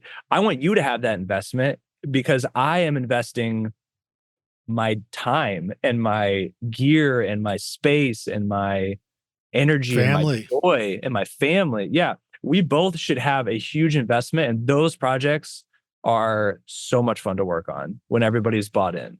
And the other thing is, a reminder to us too, is if we are making records with people that are taking the creation of that record seriously enough to invest in it, then that means they're going to also take the other aspects of the music and the career and the record seriously and invest in those things as well. So true. And if you are making records that are so inexpensive for a client that they aren't really investing in the record making, then you can assume the same thing is going to happen for the promotion and the marketing and the getting that record out there. So it really is, it's like it goes in every direction, the quality of the stuff we're trying to participate in. And when you talk about like somebody investing in making a record with me, for example, if I'm just putting myself in your shoes, I think it's a good reminder that if I feel the imposter syndrome, and maybe we can start talking about that in the power of a mastermind group here in a moment, but imposter syndrome, if I'm feeling that, the conclusion doesn't have to be, I'm an imposter, I can't charge that much, what the hell am I thinking? It can be, I'm going to level up my intention and my goal to make this record so that I match the level of what I'd like to be doing. If I'd like to be working with an artist that really is investing in a record with me, I can choose to do that. And, it's a little bit of the fake it till you make it idea, right? And I can start leveling myself up to that point where maybe if I stumble at first, then there's some stumbling in there, but I'm going to get there, by golly. So talk about what's imposter syndrome? What's a mastermind group? Yeah, totally. What's going on, Jeremy? What is this? Yeah, is this like a secret Illuminati thing? Yeah. No, I totally agree with that. I think I had a thought while you were talking about imposter syndrome, but basically, yeah, I think if you're never uncomfortable working on a project where you feel like you're getting pushed out of your wheelhouse, or like the level is so, the intention from the artist is so high that you're like, man, can I meet this vision? And like, can I do this? If you're never feeling that, then you're probably not working on, I don't want to say important enough projects, but you're probably not like pushing yourself into new areas of working on different levels of work, Yeah.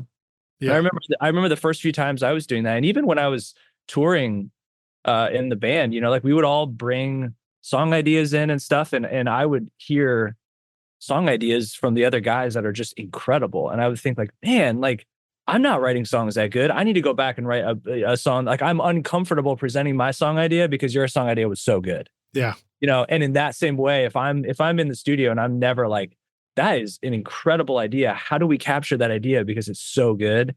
Yeah, I don't want to keep. I just went and saw a show with songwriters here in Nashville on Saturday night, and same thing. I saw them doing their songs, and I was like, those are really good. Those are good. Even if they're, even if they're not super artsy, poetic, they're straight to the point. They're just like, as a listener, I was like, I can really understand what they're talking about in this song. And my songs are all pretty weird, and I need to start figuring out how to do that more of that, But and you're talking about like leveling up to, if you're not pushing yourself to work with somebody who is their goal is a quality that feels greater than what you're comfortable with, Right. then you're not pushing yourself. Sometimes hearing that, it sounds a little bit woo-woo when we talk about this stuff, but it's really the bottom line is it's very simple. It's like, if you don't push yourself to the limit, you're not going to get better enough to be able to do that limit. Like if you were trying to jump the high jump and you're on the track team, Yeah. you got to keep jumping and knocking the bar off until you get good enough to jump over the bar, right? It's that That's right. simple. Yeah. Yeah. I mean, there's just a foundational objective truth about life where you're not going to grow unless there's something uncomfortable. Like we don't grow when we're in a great season of life. We just enjoy that. We tend to, like, humans just tend to like soak it up, enjoy it. That's awesome. But if you really think about the times where you grew in something, it's when you were kind of pushed out of your comfort zone. Yeah. And whether that's relationships or money or stuff or, your job or whatever. Like for me, I play a lot of basketball. I'm really, really into the NBA and playing basketball, pickup games and leagues and stuff like that. And it's a great way for me to stay healthy, but it's also a really awesome way for me to get some adrenaline and energy out. And when I was first kind of, starting to play ball competitively, I learned the same lesson in basketball. Like the games where I felt like I grew in a skill set or a mentality or way of thinking are games where I probably I screwed something up. And I would go home and I would just, obsess over that detail. And, we lost this game because I did this or this guy did that or whatever. And then the next game, I wouldn't make that mistake, or I would make it way fewer times or whatever. And it's just as a microcosm of life, it was just a really helpful way for me to kind of learn that same lesson. I think the studio and recording and music is the same way, Do you sometimes tell yourself, basketball is my favorite sport? I like to take the ball up and down the court. Yeah. Yes.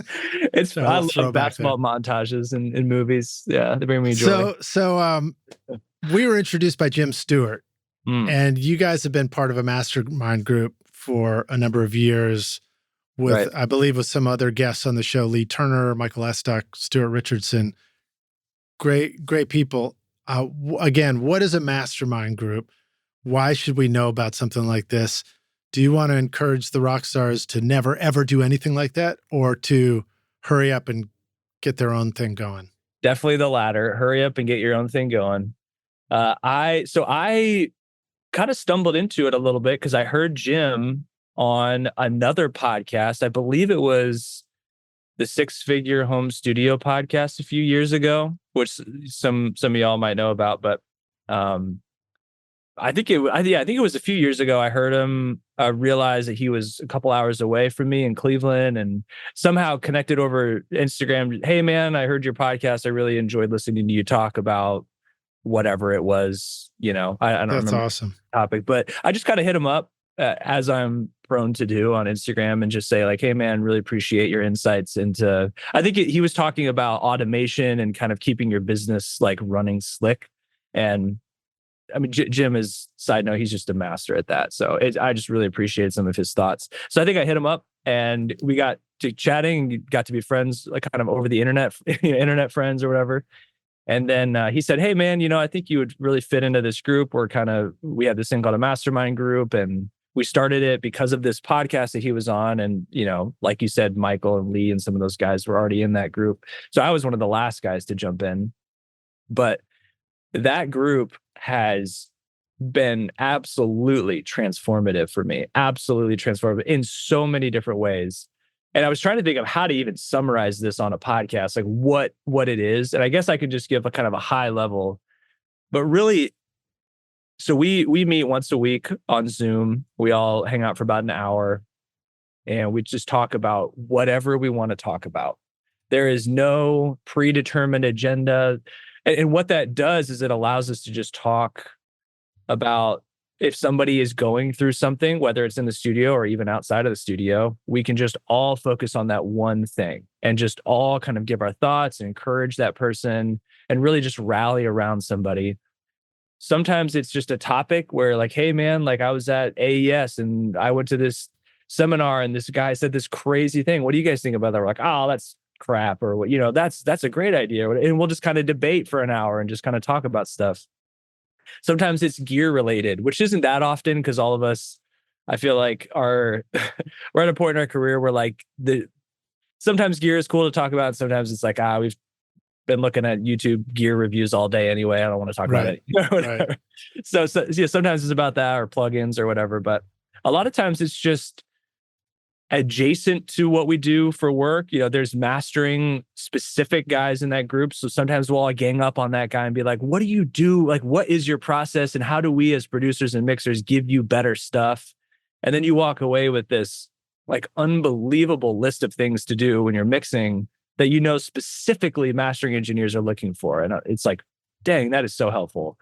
Or like, sometimes we'll all gang up on Jim and we'll be like, dude, your mixes are so great. Like, how are you doing this one thing? Or like, me as a producer, I tend to mix a lot of things I work on, but I've sent stuff to Jim to mix. And so sometimes I'll pick his brain on the Mastermind call and be like, hey, what'd you do there? Or like, this or that, or, everybody has like such a specific skill set in the Mastermind group that actually weirdly enough doesn't overlap that much with everybody else. Like everybody kind of has their lane. Mm-hmm. And I think that's why it works so well.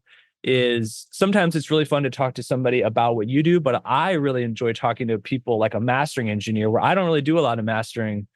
I really want to know because mastering affects my job tremendously. Like that's the song that I produced. I'm hearing it back. Like, what am I hearing? And,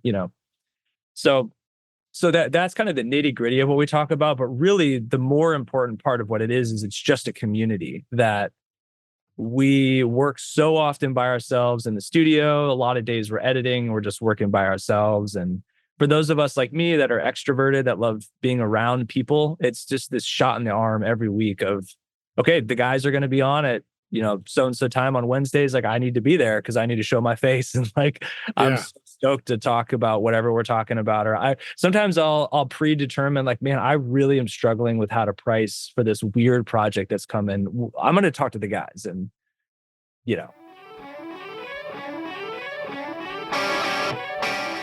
Empirical Labs, creators of the iconic Distressor, offer high-performance gear for audio professionals. The Fatso, or Full Analog Tape Simulator and Optimizer, brings the warmth of vintage tape and tube electronics to your digital recordings. Perfect for mixes, masters, or overdubs by adding harmonic generation, high-frequency saturation, tape emulation, and compression. The impressive new Pump, a 500 series classic knee compressor, shares its DNA with the analog Distressor and Arouser plugin. It features 8 selectable compression ratios, precise attack and release controls, saturation, a high-pass filter, and a first-time ever attack mod for added transient control, which is ideal for adding more snap to your snare drum. All Empirical Labs products are hand-assembled and tested right down to the circuit boards in northern New Jersey, USA for durability and performance designed to last and be easily updated. Go to empiricallabs.com to find the Arouser and Big Freak plugins where you can use the coupon code RSR10 for 10% off. Remember to follow @Empirical Labs on Instagram, making studio gear that works a little easier, a little better, and a lot longer.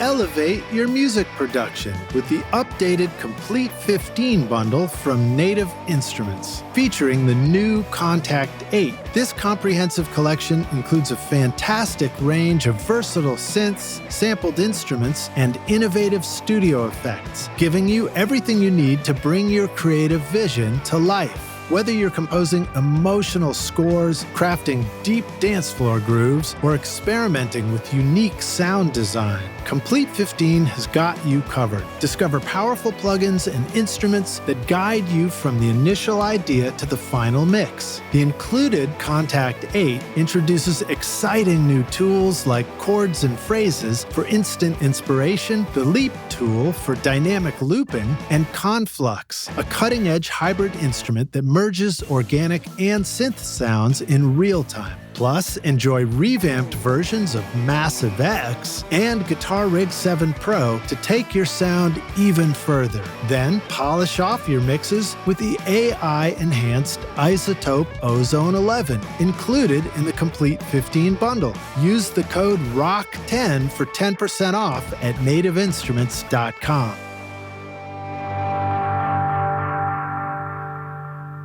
It's awesome to hear you talking about this. And of course, I have a mastermind group as well. And I started it. Believe it or not, this is my 4th podcast. So I had already done 3. And Wow. on a previous one, I had been invited in. I was actually invited by somebody locally to join a mastermind group. We did that for a while. We were meeting in person. And then I don't think we ever switched to online. We actually switched to once a month in a shared workspace and decided to do a full day. And that was cool. And that lasted for a while. And then later, I started it up with some other guys, and it was called an accountability group because I had joined a membership about podcasting. So it was other podcasters. And then when I started this, I absolutely knew what I wanted to do, which was like, I'm starting this. It's going to be part of it. I'm inviting people in as I wanted to do that. And now we've got a core group. So I appreciate the power of mastermind groups. And it's just a fancy name for being very, very intentional and meeting with people on a regular basis that are, peers that might not be doing exactly the same thing you're doing, but you have like sort of a shared common interest of some sort. So in your case, so therefore I've got lots of questions for you. Yeah. So Jeremy, like, did you guys find that a certain size of the group was the appropriate size for doing it? Have you found that some things tend to break it and you have to come back to making it work better? And then, the other question would be, have you arrived at a format for the call? Like, how long is the call and does a particular format work? Yeah. So the things that work really well for us is the calls are anywhere from an hour to an hour 15. Because they're usually, it's not on a weekend because that's typically kind of family time for everybody. So it's during a work day, and unless you have a session, I think everybody makes a pretty concerted effort to be on every call. And so the continuity of the same people being on the same call every week really helps further you wanting to be on the call every week and not being the guy that is scattershot and kind of there once a month or whatever.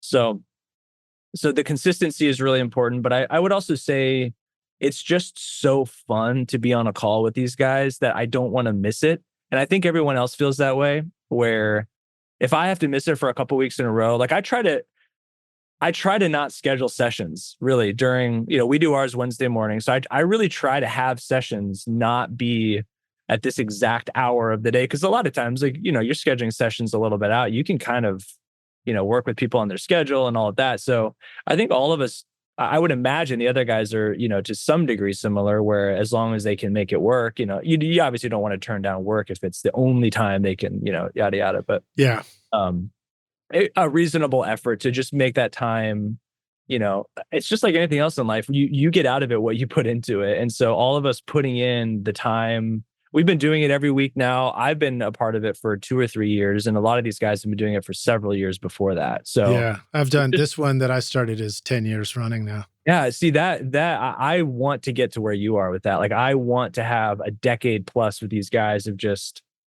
some of them I haven't even met in person, which is kind of crazy. We're changing that this year. Thankfully, we're all going to kind of fly into a place and drive to, and hang out together, which is great. I experienced that as well. The funny part, you'll have to report back about how shocked you were when you finally meet somebody face to face after, Zoom calls. Of course, for us, it wasn't even Zoom calls. Zoom arrived in the middle of my mastermind. It didn't even exist when I started. Oh, interesting. But you meet one of the guys and you're like, or girls, and you're like, I had no idea you were that tall, Yep, exactly. Yeah. You just see the like computer version of them, or you just hear their voice, and it's always trippy to meet in person. So when I started mine, I was training for a barefoot marathon at the same time. And so I had laid out a whole 4-month schedule in my calendar for what mornings I would have to run. Right. So therefore, Friday mornings were the morning off for me. And I was like, it's going to be Friday, 8 a.m. And then I just picked that time and then invited people to do it. And what I found is the people who really wanted to be in there and were a great addition, they really wanted to be in there, So some of the guys, they actually get up at like 6. They're on the call because they're on the Pacific Coast. One of the guys is in England. And so he's like, making a sandwich at the end of the day. So it's a real variety, but that's the power of doing something like that online too, is you can have a mastermind call with people from all over. Oh my gosh. Yeah. The power of our group to some degree is because guys are all over. There's guys in New York and, a lot of us are kind of in the Midwest area. There's several guys in Cleveland and stuff, but they're kind of spread all over. Nashville, Lee's in Nashville, kind of probably semi close to where you are. And so, there's perspectives you get with a mastermind group that's not just based in your city that I think is really valuable too. You can hear about different markets and just kind of like those people are going to meet people that you've never met because you don't live in that city. But if you're all in the same city, there's also a synergy to that, but you're also probably all kind of in the same spaces and people and all of that. So there's really benefits to both ways. I would say either way though, for anybody listening, like whether it's people in your city or whether it's other people, like just get on a call once or every week or every other week and just start hashing out life together with people. It's just more fun. So let's talk about format. Have you arrived? Well, actually talk about size of the group too. Do you guys, do you have any insights into, are there any, is there an ideal size of the number of people that join a call? Yeah, it ebbs and flows over the months, I would say, for how large or small, but it typically is anywhere from a minimum of 4 or 5 on a call up to 8 or 9, I would say is probably if you get more than that, I would say it tends to be tough to get everybody involved. Just human nature, I think.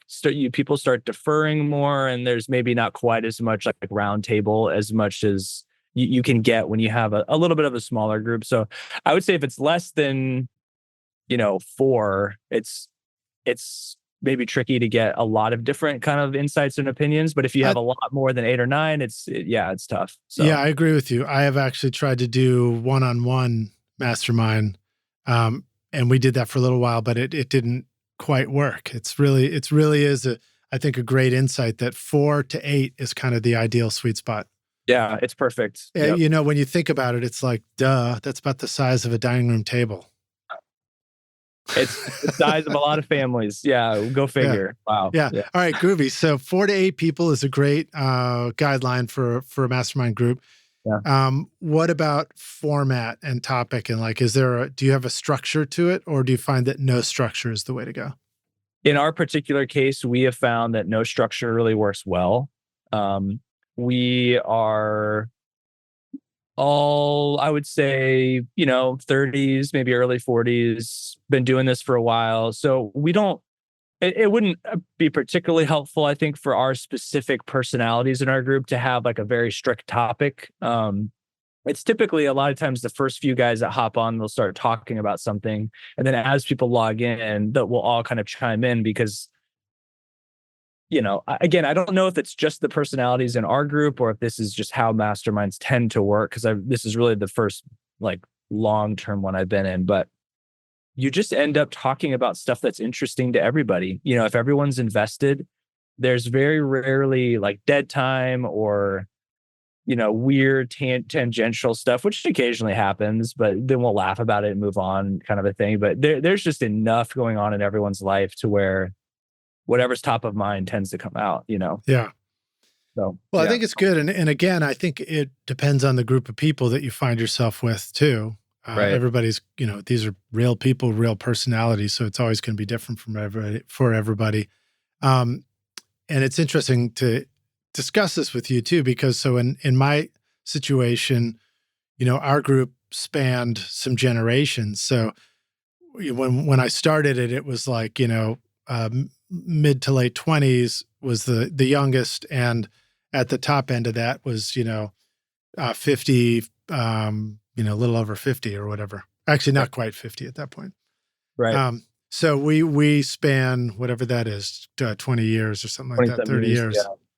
And so you got different perspectives on it. And we certainly talk about business stuff. We talk about family stuff, a little bit about the music making stuff. So that is our theme too. I wanted it to be people who think making a record is the greatest thing, you know? Absolutely. And so it's definitely music interested people. But we also found that too much structure didn't work. We tried doing too much structure, but no structure didn't work for us either. So then we arrived at this very simple one called Happy Crappy, where everybody gets a 5-minute timer and you just list the stuff that's like great for you this past week and the stuff that sucked. And then maybe there's a little bit of feedback afterwards.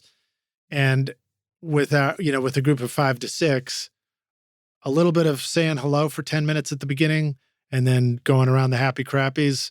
And then people, a group of the people on the call have to get off because they have to get their kids to school in the morning. And that tends to be the timing of it. So it's interesting to hear you talk about yours too. And there's different levels of what's going to work for everybody. Yeah. But I will continue that as a thought I've had before. I never started one just for my studio, but I think that would be incredibly powerful. And maybe you feel like this is for your studio, so you can be the one to talk about this. But I always thought it would be incredibly powerful for those who just wanted to make records, do the studio thing, the production, be able to have camaraderie and peer group contemporaries around the business side of doing it, and right.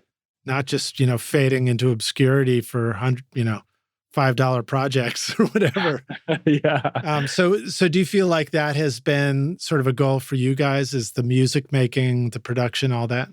Yeah, I would say for sure. I think we're all pretty interested. Like all of us have this personality where we're pretty interested in what everyone else is doing. And so because naturally we all gravitated towards each other, this mastermind group, because of music, most of us, I would say, play music or have done something like that, in the past. There's just this kind of shared vocabulary or dynamic that all of us tend to have where we recognize it in each other, like, oh yeah, I did that years ago, or like this or that. And so it really, and all of us are just nerds. Like every one of us, front to back nerds. So love talking about dumb stuff, with plugins or just like techniques, or like all of us, whether or not we're all actively producing or recording or whatever at any given time, all of us have done all of those things.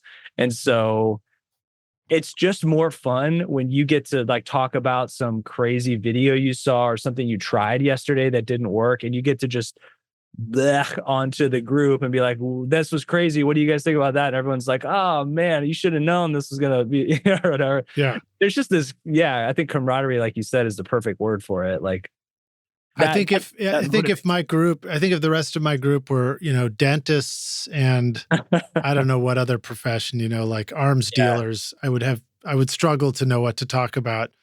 We'd be talking about different videos we saw. So I agree with you. I think it helps to selectively choose people that you feel like are going to be a good addition to your group.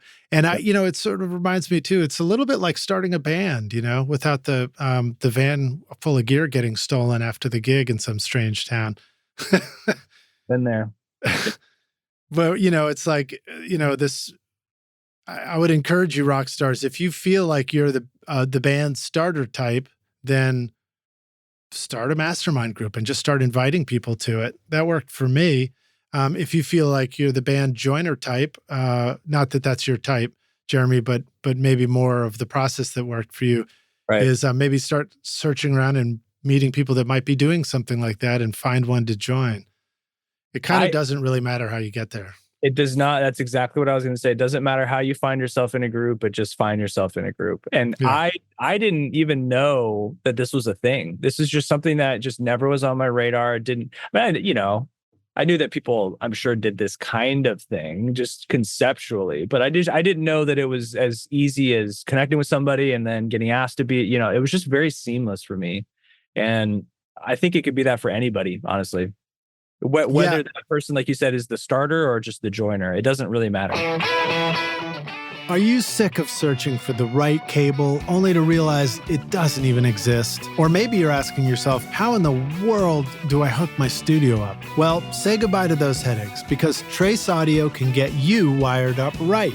Based in Nashville, but serving studios nationwide and around the world, Trace Audio specializes in custom cables, labels, and wiring solutions. From labeling your patch bay to wiring your full studio or large format console, Trace Audio does it all, whether you're a home or pro studio owner. And the real game changer is Trace Audio's custom patch bay label designer. It's a one-stop tool to color code, organize, and design labels for your 1/4-inch or XLR patch bays. No more wondering where things are on your patch bay, when instead you can have sleek, professional labels that are easy to read and easy to use. Try the free online patch bay label designer at traceaudio.com and use the code RSR15 to get 15% off your custom labels and take your studio to the next level.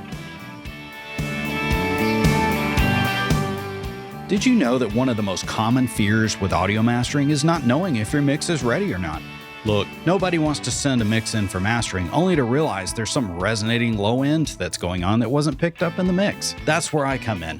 Hi, I'm Brian Murphy of Sound Porter Mastering. As soon as you send a mix for me to listen to, I'm already on your team. Mix feedback and master readiness is a service I offer for free and for good reason. That's because a great mix produces an even greater master. So if I can help you minimize oddities and issues and even provide some advice that will help your mix translate better, then mastering becomes more efficient and effective. And you don't stress about those issues at all. Just go to soundporter.com. There you can find videos, a FAQ, and a pre-mastering checklist on my website that will explain a lot of what you need to know. When you're ready for great feedback, just reach out via my low-friction contact form and send me a mix to hear. Again, you can find me at soundporter.com. Yeah, I was invited by somebody who said he was starting one up, so that was great because I'd never heard of it. Rockstars, you have a head start because you're hearing about it on this podcast. So now you know it exists. Now you know you can make it up. The value of the group, you talked about ebbs and flows, so I wanted to make a comment on that. It's really exciting at the beginning when you're gung-ho too, and it's inevitable. It's almost like starting a band, there may be an initial you're falling in love with the whole process where you're just so excited every time. I certainly was, and I had so much to learn, but inevitably in creative worlds, in business, in family, in all aspects of life, you're going to go past the I'm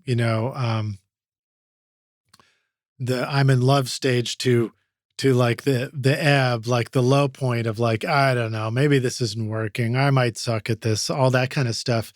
Exactly. And in my experience, that's where the regular meeting of the mastermind group is just as valuable as the times, sometimes you meet and you learn a new tip and a new strategy and you learn how to do something. You're like, oh my God, that's so amazing. I can't wait to go do it.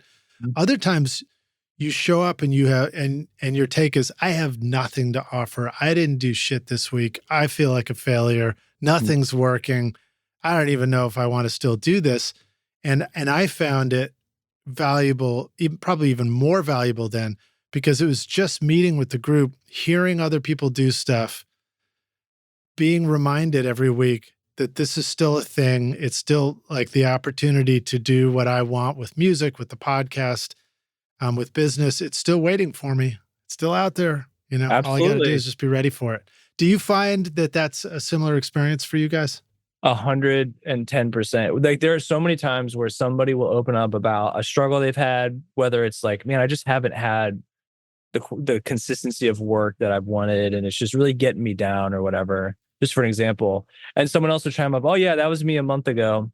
And then we'll be like, what? Why didn't you talk about that then? Or it's like, oh, I didn't want to talk, I didn't want to bring that up and what, so it's funny how when you open up about stuff, and I think this is true just in life, when you open up about stuff and you're vulnerable, and I am like the chief of sinners with this. Like it's tough for me to be vulnerable about things that I feel like I'm not doing a good job of, because I want to project like, yeah, I do a great job at everything all the time, 100%, never ever mess up, Never miss a 3-point. Never miss a 3-pointer. No, I've never missed a shot ever, But the reality is that they couldn't be further from the truth. And when I open up about that stuff, it's unbelievable, just the corners of other people's lives coming into the light, where it's like, yeah, I did that a year ago. That was crazy. And then all of a sudden you feel not so bad about the situation you're in. You might still struggle with it, but at least you realize like, hey man, it's not just me. Like this is a tough thing to do, to make money and to be consistently happy doing. And I think like any job, there's just seasons of joy and there's seasons of real, you're in the ditch, just digging, and you hit a rock and you're like, should I even keep digging? Like, I don't even know what I'm doing, And that's, like you just said, like, that is really where the mastermind comes in to encourage you. And yeah, that's great. And it's one of the things that I always thought made the most sense. Haven't been a regular churchgoer, but I've certainly been to church, and it's certainly been a part of my experience in life. And one of the things that I always appreciated about it was that very same thing. It's like, it's just that meeting up every week, even when you don't know what it's about or why you're going, or, you don't feel like everything's right as roses in your life, that just keeps you in touch with, the important stuff. And I think a mastermind really does that for business as well. Absolutely. Yep. Or for creative works, whatever. That's the other part about it. I think that we tend to talk about it in places like this because we arrived at it for the business aspect of things, because we're like motivated to want to kick some ass or whatever, We're like, yeah, I need to level up. But it could be anything. It could just be the creative stuff, Got a buddy who does a song circle in St. Louis. And I think it'd have the same effect, getting people together to just present new songs with their acoustic guitar, do it on a regular basis. Let me pivot to this with you, Jeremy, because we're coming up on the end of this, but I want to hit you with a few of the jam session questions as well. Yeah. And this one is just through the mastermind, through stuff you've learned about the business side of things. Are there any tools, online tools or resources that you're excited about that you want to share with the rock stars that might be helpful? Stuff you've learned? Yeah. I've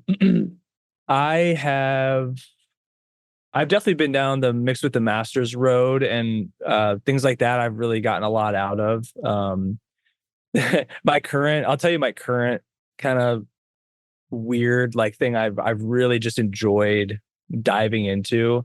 There's a producer, Eric Valentine. I think a lot of people Eric's awesome. Him, or maybe you've met him. I've never actually personally met him. I'd love to. I did have a chance to work with him for that's awesome. A long weekend many years ago. Jealous.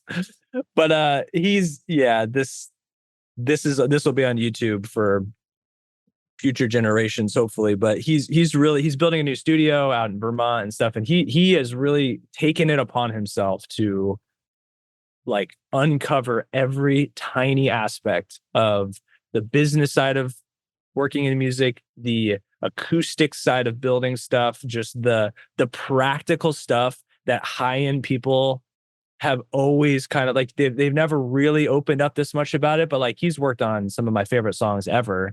And so to hear him talk about stuff, he just has this kind of way of communicating.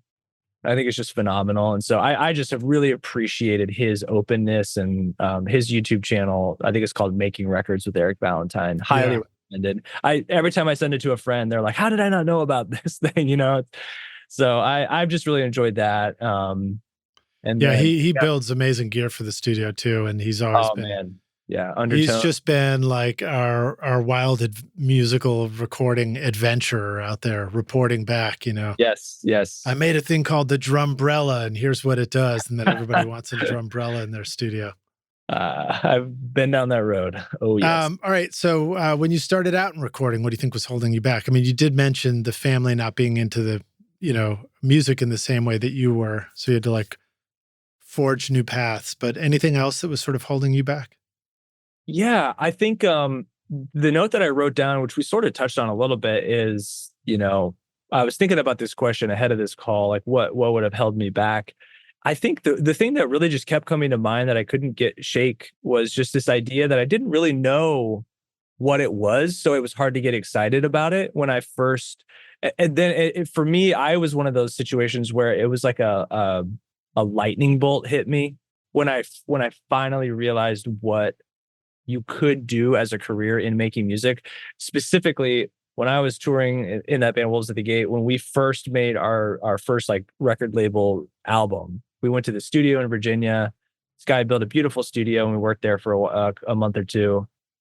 Once I saw that studio, I literally set foot in that studio for the first day, and I immediately like called my girlfriend, now my wife, and I was like, this is what I'm going to do. Like, that's cool. I just had this moment, it sounds pretentious. Yeah. Okay, sweet. You see all the gear, you like, whatever. Like, yeah, it's a kid in a candy store. I genuinely did know, like, I think this is actually probably what I'm going to do. I don't know how I'm going to get there because this is crazy. Look at the studio. How would I ever get this, And then, bit by bit over a decade, you kind of figure stuff out like we've talked about. But yeah, that's similar for me. When I was in Hong Kong playing music after college, and I was in a studio, and I'd been in studios before, but for some reason it hit me that one time, and I looked around at all the lights and I was like, this is what I'm going to do. Yeah. I got to go back to the US and find a whole new school and learn how to record music. And then I can set out on my career. Then I can do it. Yeah. So how about sharing some of the best advice you remember receiving, or maybe an inspirational quote, or somebody just really inspired you? Yeah. I wrote down a couple that I thought would be worth sharing. And one of them, actually, I looked up. I think this guy's been on your show before. F. Reed Shippen. Yeah. I love that dude's work. Never met him again, but I've just followed his stuff online for a while.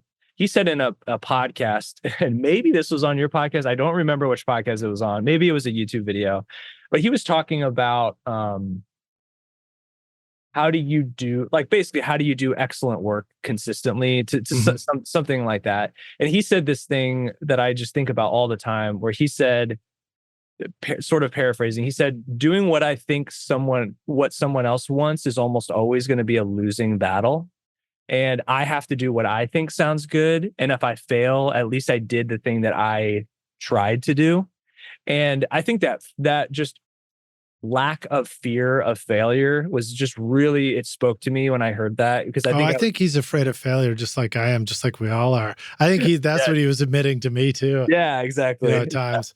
No, but I mean, that's the good takeaway too. It's not the lack of fear. It's as you said, it's the willingness to step right into it. Yeah, that's a better way to say it. Yeah, I mean, we all have that fear for sure. But I think just confronting that fear in that way was just really motivating. And I think I didn't do that for a long time. And I would back off of my opinion, or I would be like, I don't know, And then now I'm much more assertive, simply because I'm much more confident in what I'm doing. And honestly, that quote really helped kind of clarify some thoughts I had at the time. So that was just a really powerful one.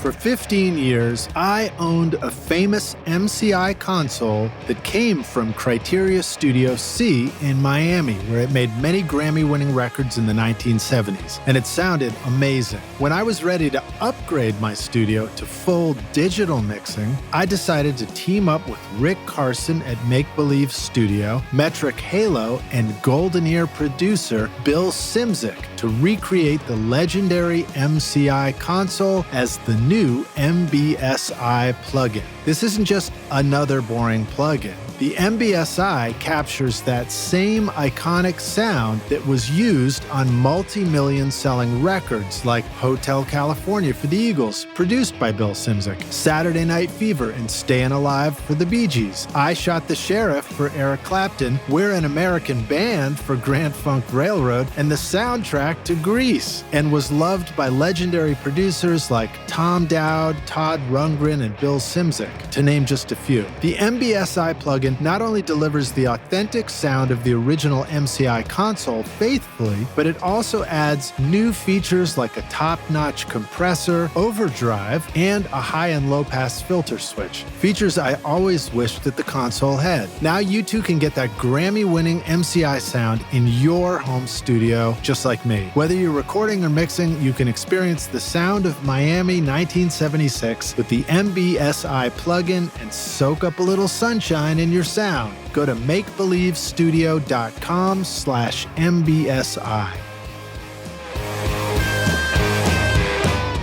Are you recording your own music or other people's music in your studio, but you're having trouble figuring out how to get your mixes to sound great? Do they sound weak or distant or lack punch or clarity? Well, I've got a gift to help you take your mixes from sounding like basement demos to sounding a lot more like professional mixes. And it's my free course called Mix Master Bundle. This course will show you how to get pro-sounding mixes from your home studio using free and stock plugins in Pro Tools. And the best part is that these mixing techniques will work for you in any DAW, whether you're in Logic, Cubase, PreSonus Studio One, Reaper, or anything you're using. Are you ready to make your best record ever? Then go to mixmasterbundle.com to get started for free now, and you can use the clickable link in the show notes of this episode.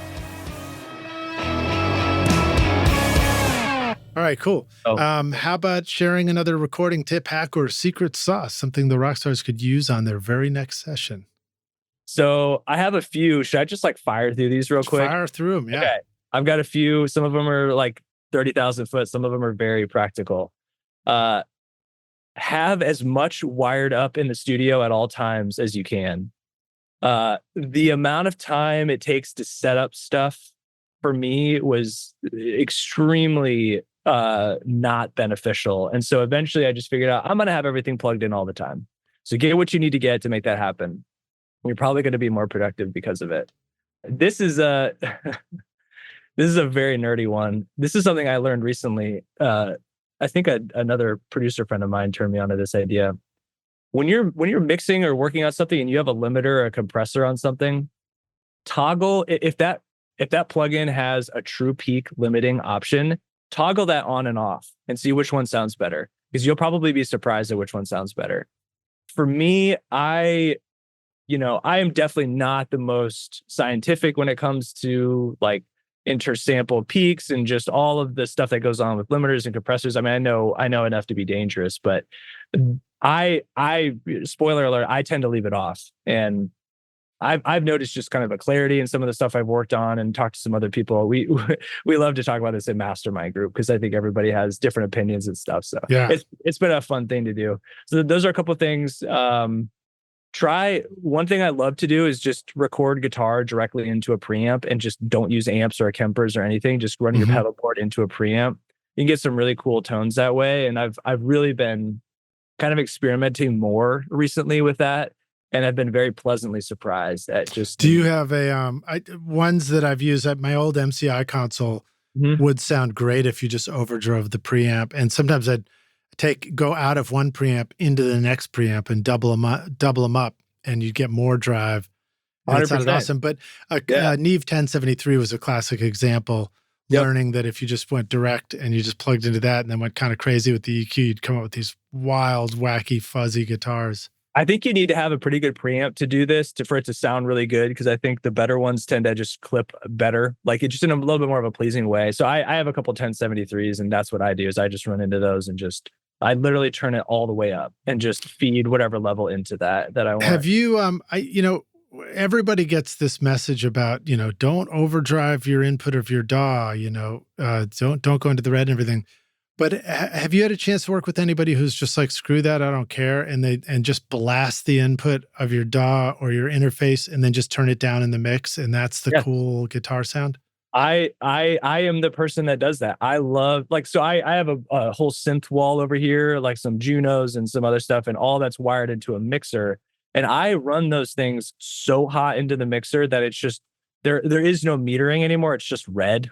Yeah. Then I turn it, I print it into Pro Tools. Sometimes I'll just turn it down on the way into Pro Tools. And so you get this crazy distortion, but it's at a reasonable level. Sometimes I'll clip my converter just to hear what it sounds like. And sometimes I'm like, you know what? It does not have the same juice if I don't do that. So I'm going to just do it. And then you have a fader in Pro Tools, like just turn it down. It's not that big a deal, you know. If it's really harsh, use a filter.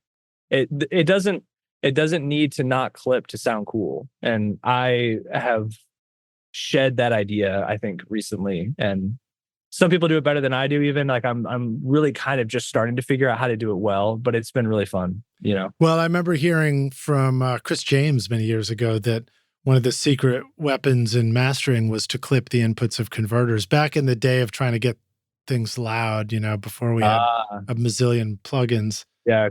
And so I think it's just a good reminder. That's sort of an original clipper. How about a favorite hardware tool for the studio? Anything physical you love to have on a session? Especially now that you've minimized everything. Yeah, I have minimized a lot of stuff. A couple of things I use a ton in the studio are the Kemper I was talking about. But again, not just as a guitar processor, but using it as an outboard mixing tool is really fun and really intuitive and kind of an underrated way to use it. So that, and then I've really gotten into modular synthesis, like Eurorack kind of gear. Yeah. And you can run all kinds of stuff from your DAW into that and just get sounds that I don't know how to get any other way. That's all I know how to put it. It's just weird stuff that just makes some of your it can make your productions very, very unique to yourself. Because just like guitar pedals, you know, we all buy pedals that are unique to us. Like we like this sound, we want to da-da-da. Eurorack is the same way, modular synth, like where you can there are thousands of modules. And if you really do your research, you can find stuff that just speaks to you. Like there's 25 different distortion modules that sound radically different from each other, just like guitar pedals, you know? And so if you're a studio guy, I think not even just as a synthesis thing, but just as a processing thing, modular stuff can be just a fun rabbit hole. Yeah, stuff to think about, Rockstars. You've got, you can think about it like distortions to run through. You can think about it like filters to run through. They can have effects. You can get clever with stuff that will make the control voltage chase the pitch of a sound, and then you can generate a new synth sound underneath that follows along. So you're singing, but there's this weird synth following your voice. There's a lot of fun stuff you can do. Jeremy, what do you have any tip for the Rockstars about level in and out of getting out of your session into modular synth gear and then back into the session? Do we need to have a special converter box or anything like that? You don't need to, but it does make your life easier. So you can run specific to Eurorack, it runs way hotter than a guitar signal and unbalanced like guitar pedal signal or a guitar signal or line level. It's way hotter than line level. So you're going to want to turn it way down when it goes into Eurorack. Like the headroom is crazy high. But then coming out of Eurorack, you have to pat it down like crazy. So they make these modules where it automatically converts it from a line level to a Eurorack level and then vice versa. Okay. I just have this one module that does both of those things. So I just come out of that into the rack and then out of that back in. And is it usually a 1/4-inch cable going into it and out of it? Or is it like, do they make them with XLRs too? I guess it's just going to your patch bay or something, isn't it? Yeah, you can wire up to your patch bay, but Eurorack specifically uses 1/8-inch patch cables, like little like aux cord ones, you know? And so all of it has to be that. But then coming out of your Eurorack, they make like XLR converters that you can just, patch right in. So, all right. One more time, how about an organizational tip, something you want to hit the Rockstars to for keeping your shit together and organized in your studio or business? Yeah. I had two thoughts on this one. The first one was a year or two ago, I bought a hard drive specifically just for my sounds and samples that doesn't live on my studio computer. And for me, the reason I did that, so everything is USB-C now for me here in the studio. I have a Mac Studio and stuff, and it's basically as if it was on the internal hard drive. It's so fast. There's really no latency or like you can just run sessions right off of that. So it's also really, really awesome to be able to grab that hard drive and go to other studios and just have your sounds with you, you know, at that studio. It's been really fun for me to just have it on a little, you know, SanDisk. I think just a little like $100 SanDisk that's like 2 terabytes or something. It's crazy just how cheap, you know, that stuff is now. So that's one thing that I've really loved. As far as like a practical business thing, I use this software online called Wave Accounting. And that for me specifically has really transformed the way that I invoice people, the way that I keep track for taxes, and things like that. It's been really a godsend in terms of just keeping the back end, like not sexy stuff, like very in order, so that there's no surprises in April or whatever. It's just kind of been a way, because I've had those before where it's like, oh my gosh, whoa, I didn't do a good job this year at keeping track of stuff. So that's been a really powerful way. And it's a free software. It's a free website. They don't really even take cuts of stuff unless you like, they take a tiny fraction of every invoice or something like that. But it's not enough to really, move the needle. So it's really worth, similar to like a QuickBooks kind of thing. But I really love Wave. So I remember pivoting my studio to online invoicing, and it was just a game changer. Game changer. I even made it, right. I even simplified it now where I use Calendly is a scheduling software, and that's how we book podcast interviews. And it sort of makes sure that you got everything you need and the reminders. And, I won't miscalculate the time zone difference and screw it all up for us. So it's all automated. But one day I was like, oh, could I use this for my studio too? And I think my first struggle was like, oh, but I've got it in the podcast name and the studio's a different name. And then I was like, dude, that's stupid. Just use the same thing. Just do it. So now I've got a link, and like for my preferred clients, I'm like, here's the scheduling link. No, they don't even have to check with me if they want to book a day of studio time with me. That's such a great idea. I just hand it to them. I'll look at my calendar like, oh, dude, you booked a day next Thursday. Great. Then he comes in. Do you send that out to you said you send it out to kind of like more of a preferred, like people you know? Yeah, I mean, I've got like one or two clients that use that right now, but just because I wanted to test it out, and it works so amazingly. I couldn't believe how great it works. Man, I'm gonna have to think about that. That's a great idea. Yeah. So just that being organized and simplifying your life with these online tools really can help with the studio leveling stuff up. Because a reminder to us, Rockstars, the less time we spend stuck in back and forth messages and emails and phone calls and stuff like that, the more time we have to either, spend it with our family or work on the other aspects of getting our studio dialed in, or get that mix sounding great, instead of doing all the clerical stuff. Yeah. So Jeremy, last question. This one is hypothetical, and we're going to take the Wayback Studio machine. I like to ask this of all my guests, and you get to go back in time and find your younger self. You're a young man now, so don't go too far back. But you're going to go back and find yourself, and you say, listen, dude, I've come back in this time machine to give you this advice. Here's the single most important thing you need to know to become a rock star of the studio yourself one day. What advice do you feel like going back and giving yourself if you could? The one piece of advice I would give that everything kind of comes off of is just give of yourself generously to the people you're working with.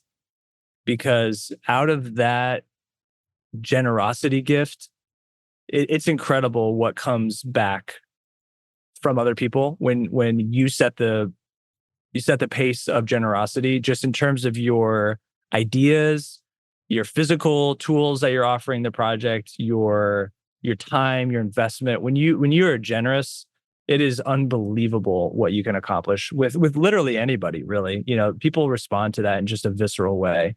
And part of what I was saying earlier, just like where I pretend I'm a part of someone's band, that to me is the practical outworking of being generous with my time. Is I want to invest deeply into what it means to create art with you as a person. And that takes generosity from my part, but then also it takes a reciprocal generosity from your part to like match that. And when you're matching that, it's you're off to the races, And so sorry, go ahead. No.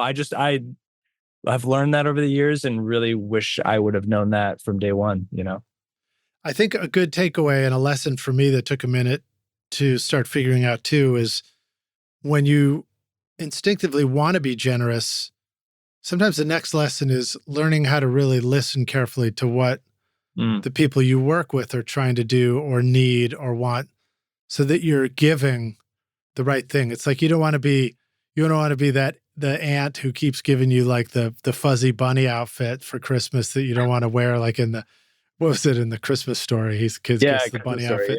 Yeah. Yep. The bad sweater. You don't want to be the bad sweater generosity. You want to be the cool sunglasses generosity. Absolutely. Yeah, because generosity takes an active contribution to a relationship. So like in what you said, listening, I mean, active listening is so powerful. Like passive listening is, there's times to do that, but active listening and responding to what someone's saying is just, it goes a long way in the studio for sure. I'm sorry, what did you say? Well, I'll say it again, actually. No, I'm kidding. Dude, it's awesome to meet you. Awesome to hang with you. Yeah, man. So great of you to come and just share all this stuff and tell us your stories here on Recording Studio Rockstars. Tell us, where can the Rockstars find you online if they are wanting to connect with you? Maybe they got questions about stuff. Maybe they're just ready to make a great record. Where should they reach out and find you, learn more about you? Yeah, I have a website, jeremysteckel.com. My Instagram is Jeremy_Steckel. So if you punch that in pretty much anywhere, it'll pop up. And then call me, text me. I can give my number too. Like I'm an open book, and Well, answer those Instagram messages, Rockstars. That's what he was trying to say earlier. Yes, absolutely. The DM message. Shoot me a DM, slide in. Yeah. And again, Rockstars, it's Steckel. Correct. Yep. So, Jeremy, thanks for joining us on the show. Rockstars, thanks for listening. And dude, I look forward to connecting with you probably up in Columbus next time I'm up there. Yeah, man. Absolutely. Would love to hang. Thanks so much for having me on. I appreciate it. All right, dude. It's a pleasure, man. Great to meet you. Thanks. All right. Thanks. Cheers. Thanks so much for listening to Recording Studio Rockstars. If you enjoyed the show and want to help make it better, then please share this episode with your friends on social media and leave a rating and review on iTunes to help the podcast reach more rock stars like yourself. You can click directly over to iTunes or go to rsrockstars.com/review for an easy explanation. And remember to hit the subscribe button to keep up with weekly episodes. And if you're ready to make your best record ever now, then head over to Recording Studio Rockstars Academy, where you can start with my free course at mixmasterbundle.com. Thanks so much for listening, and thanks for being a rock star. I'm Lid Shaw, and this is Recording Studio Rockstars. Now, go make great music. Recording Studio Rockstars would like to give a big thank you to our awesome sponsors who help make this show possible. iZotope, Native Instruments, Atom Audio, Empirical Labs, Sound Porter Mastering, and Trace Audio. And remember to take advantage of our special coupon codes. At iZotope.com and nativeinstruments.com, use the coupon code ROCK10 for 10% off any plug-in purchase. At empiricallabs.com, use the code RSR10 for 10% off the Arouser and Big Freak plugins. And finally, use the code RSR15 to get 15% off your custom patch bay labels at traceaudio.com. If you enjoyed Recording Studio Rockstars, please check out our sponsors using the links in our show notes, because it's a great way to help support this show. These are all things I highly recommend for your studio, and they're going to help you make your best record ever. I would also like to thank our fantastic team here at Recording Studio Rockstars: Vlad Weselchenko, Braden Stremming, and Liz Hulitskaya. Thanks so much for listening, Rockstars. We'll see you in the next episode. Cheers.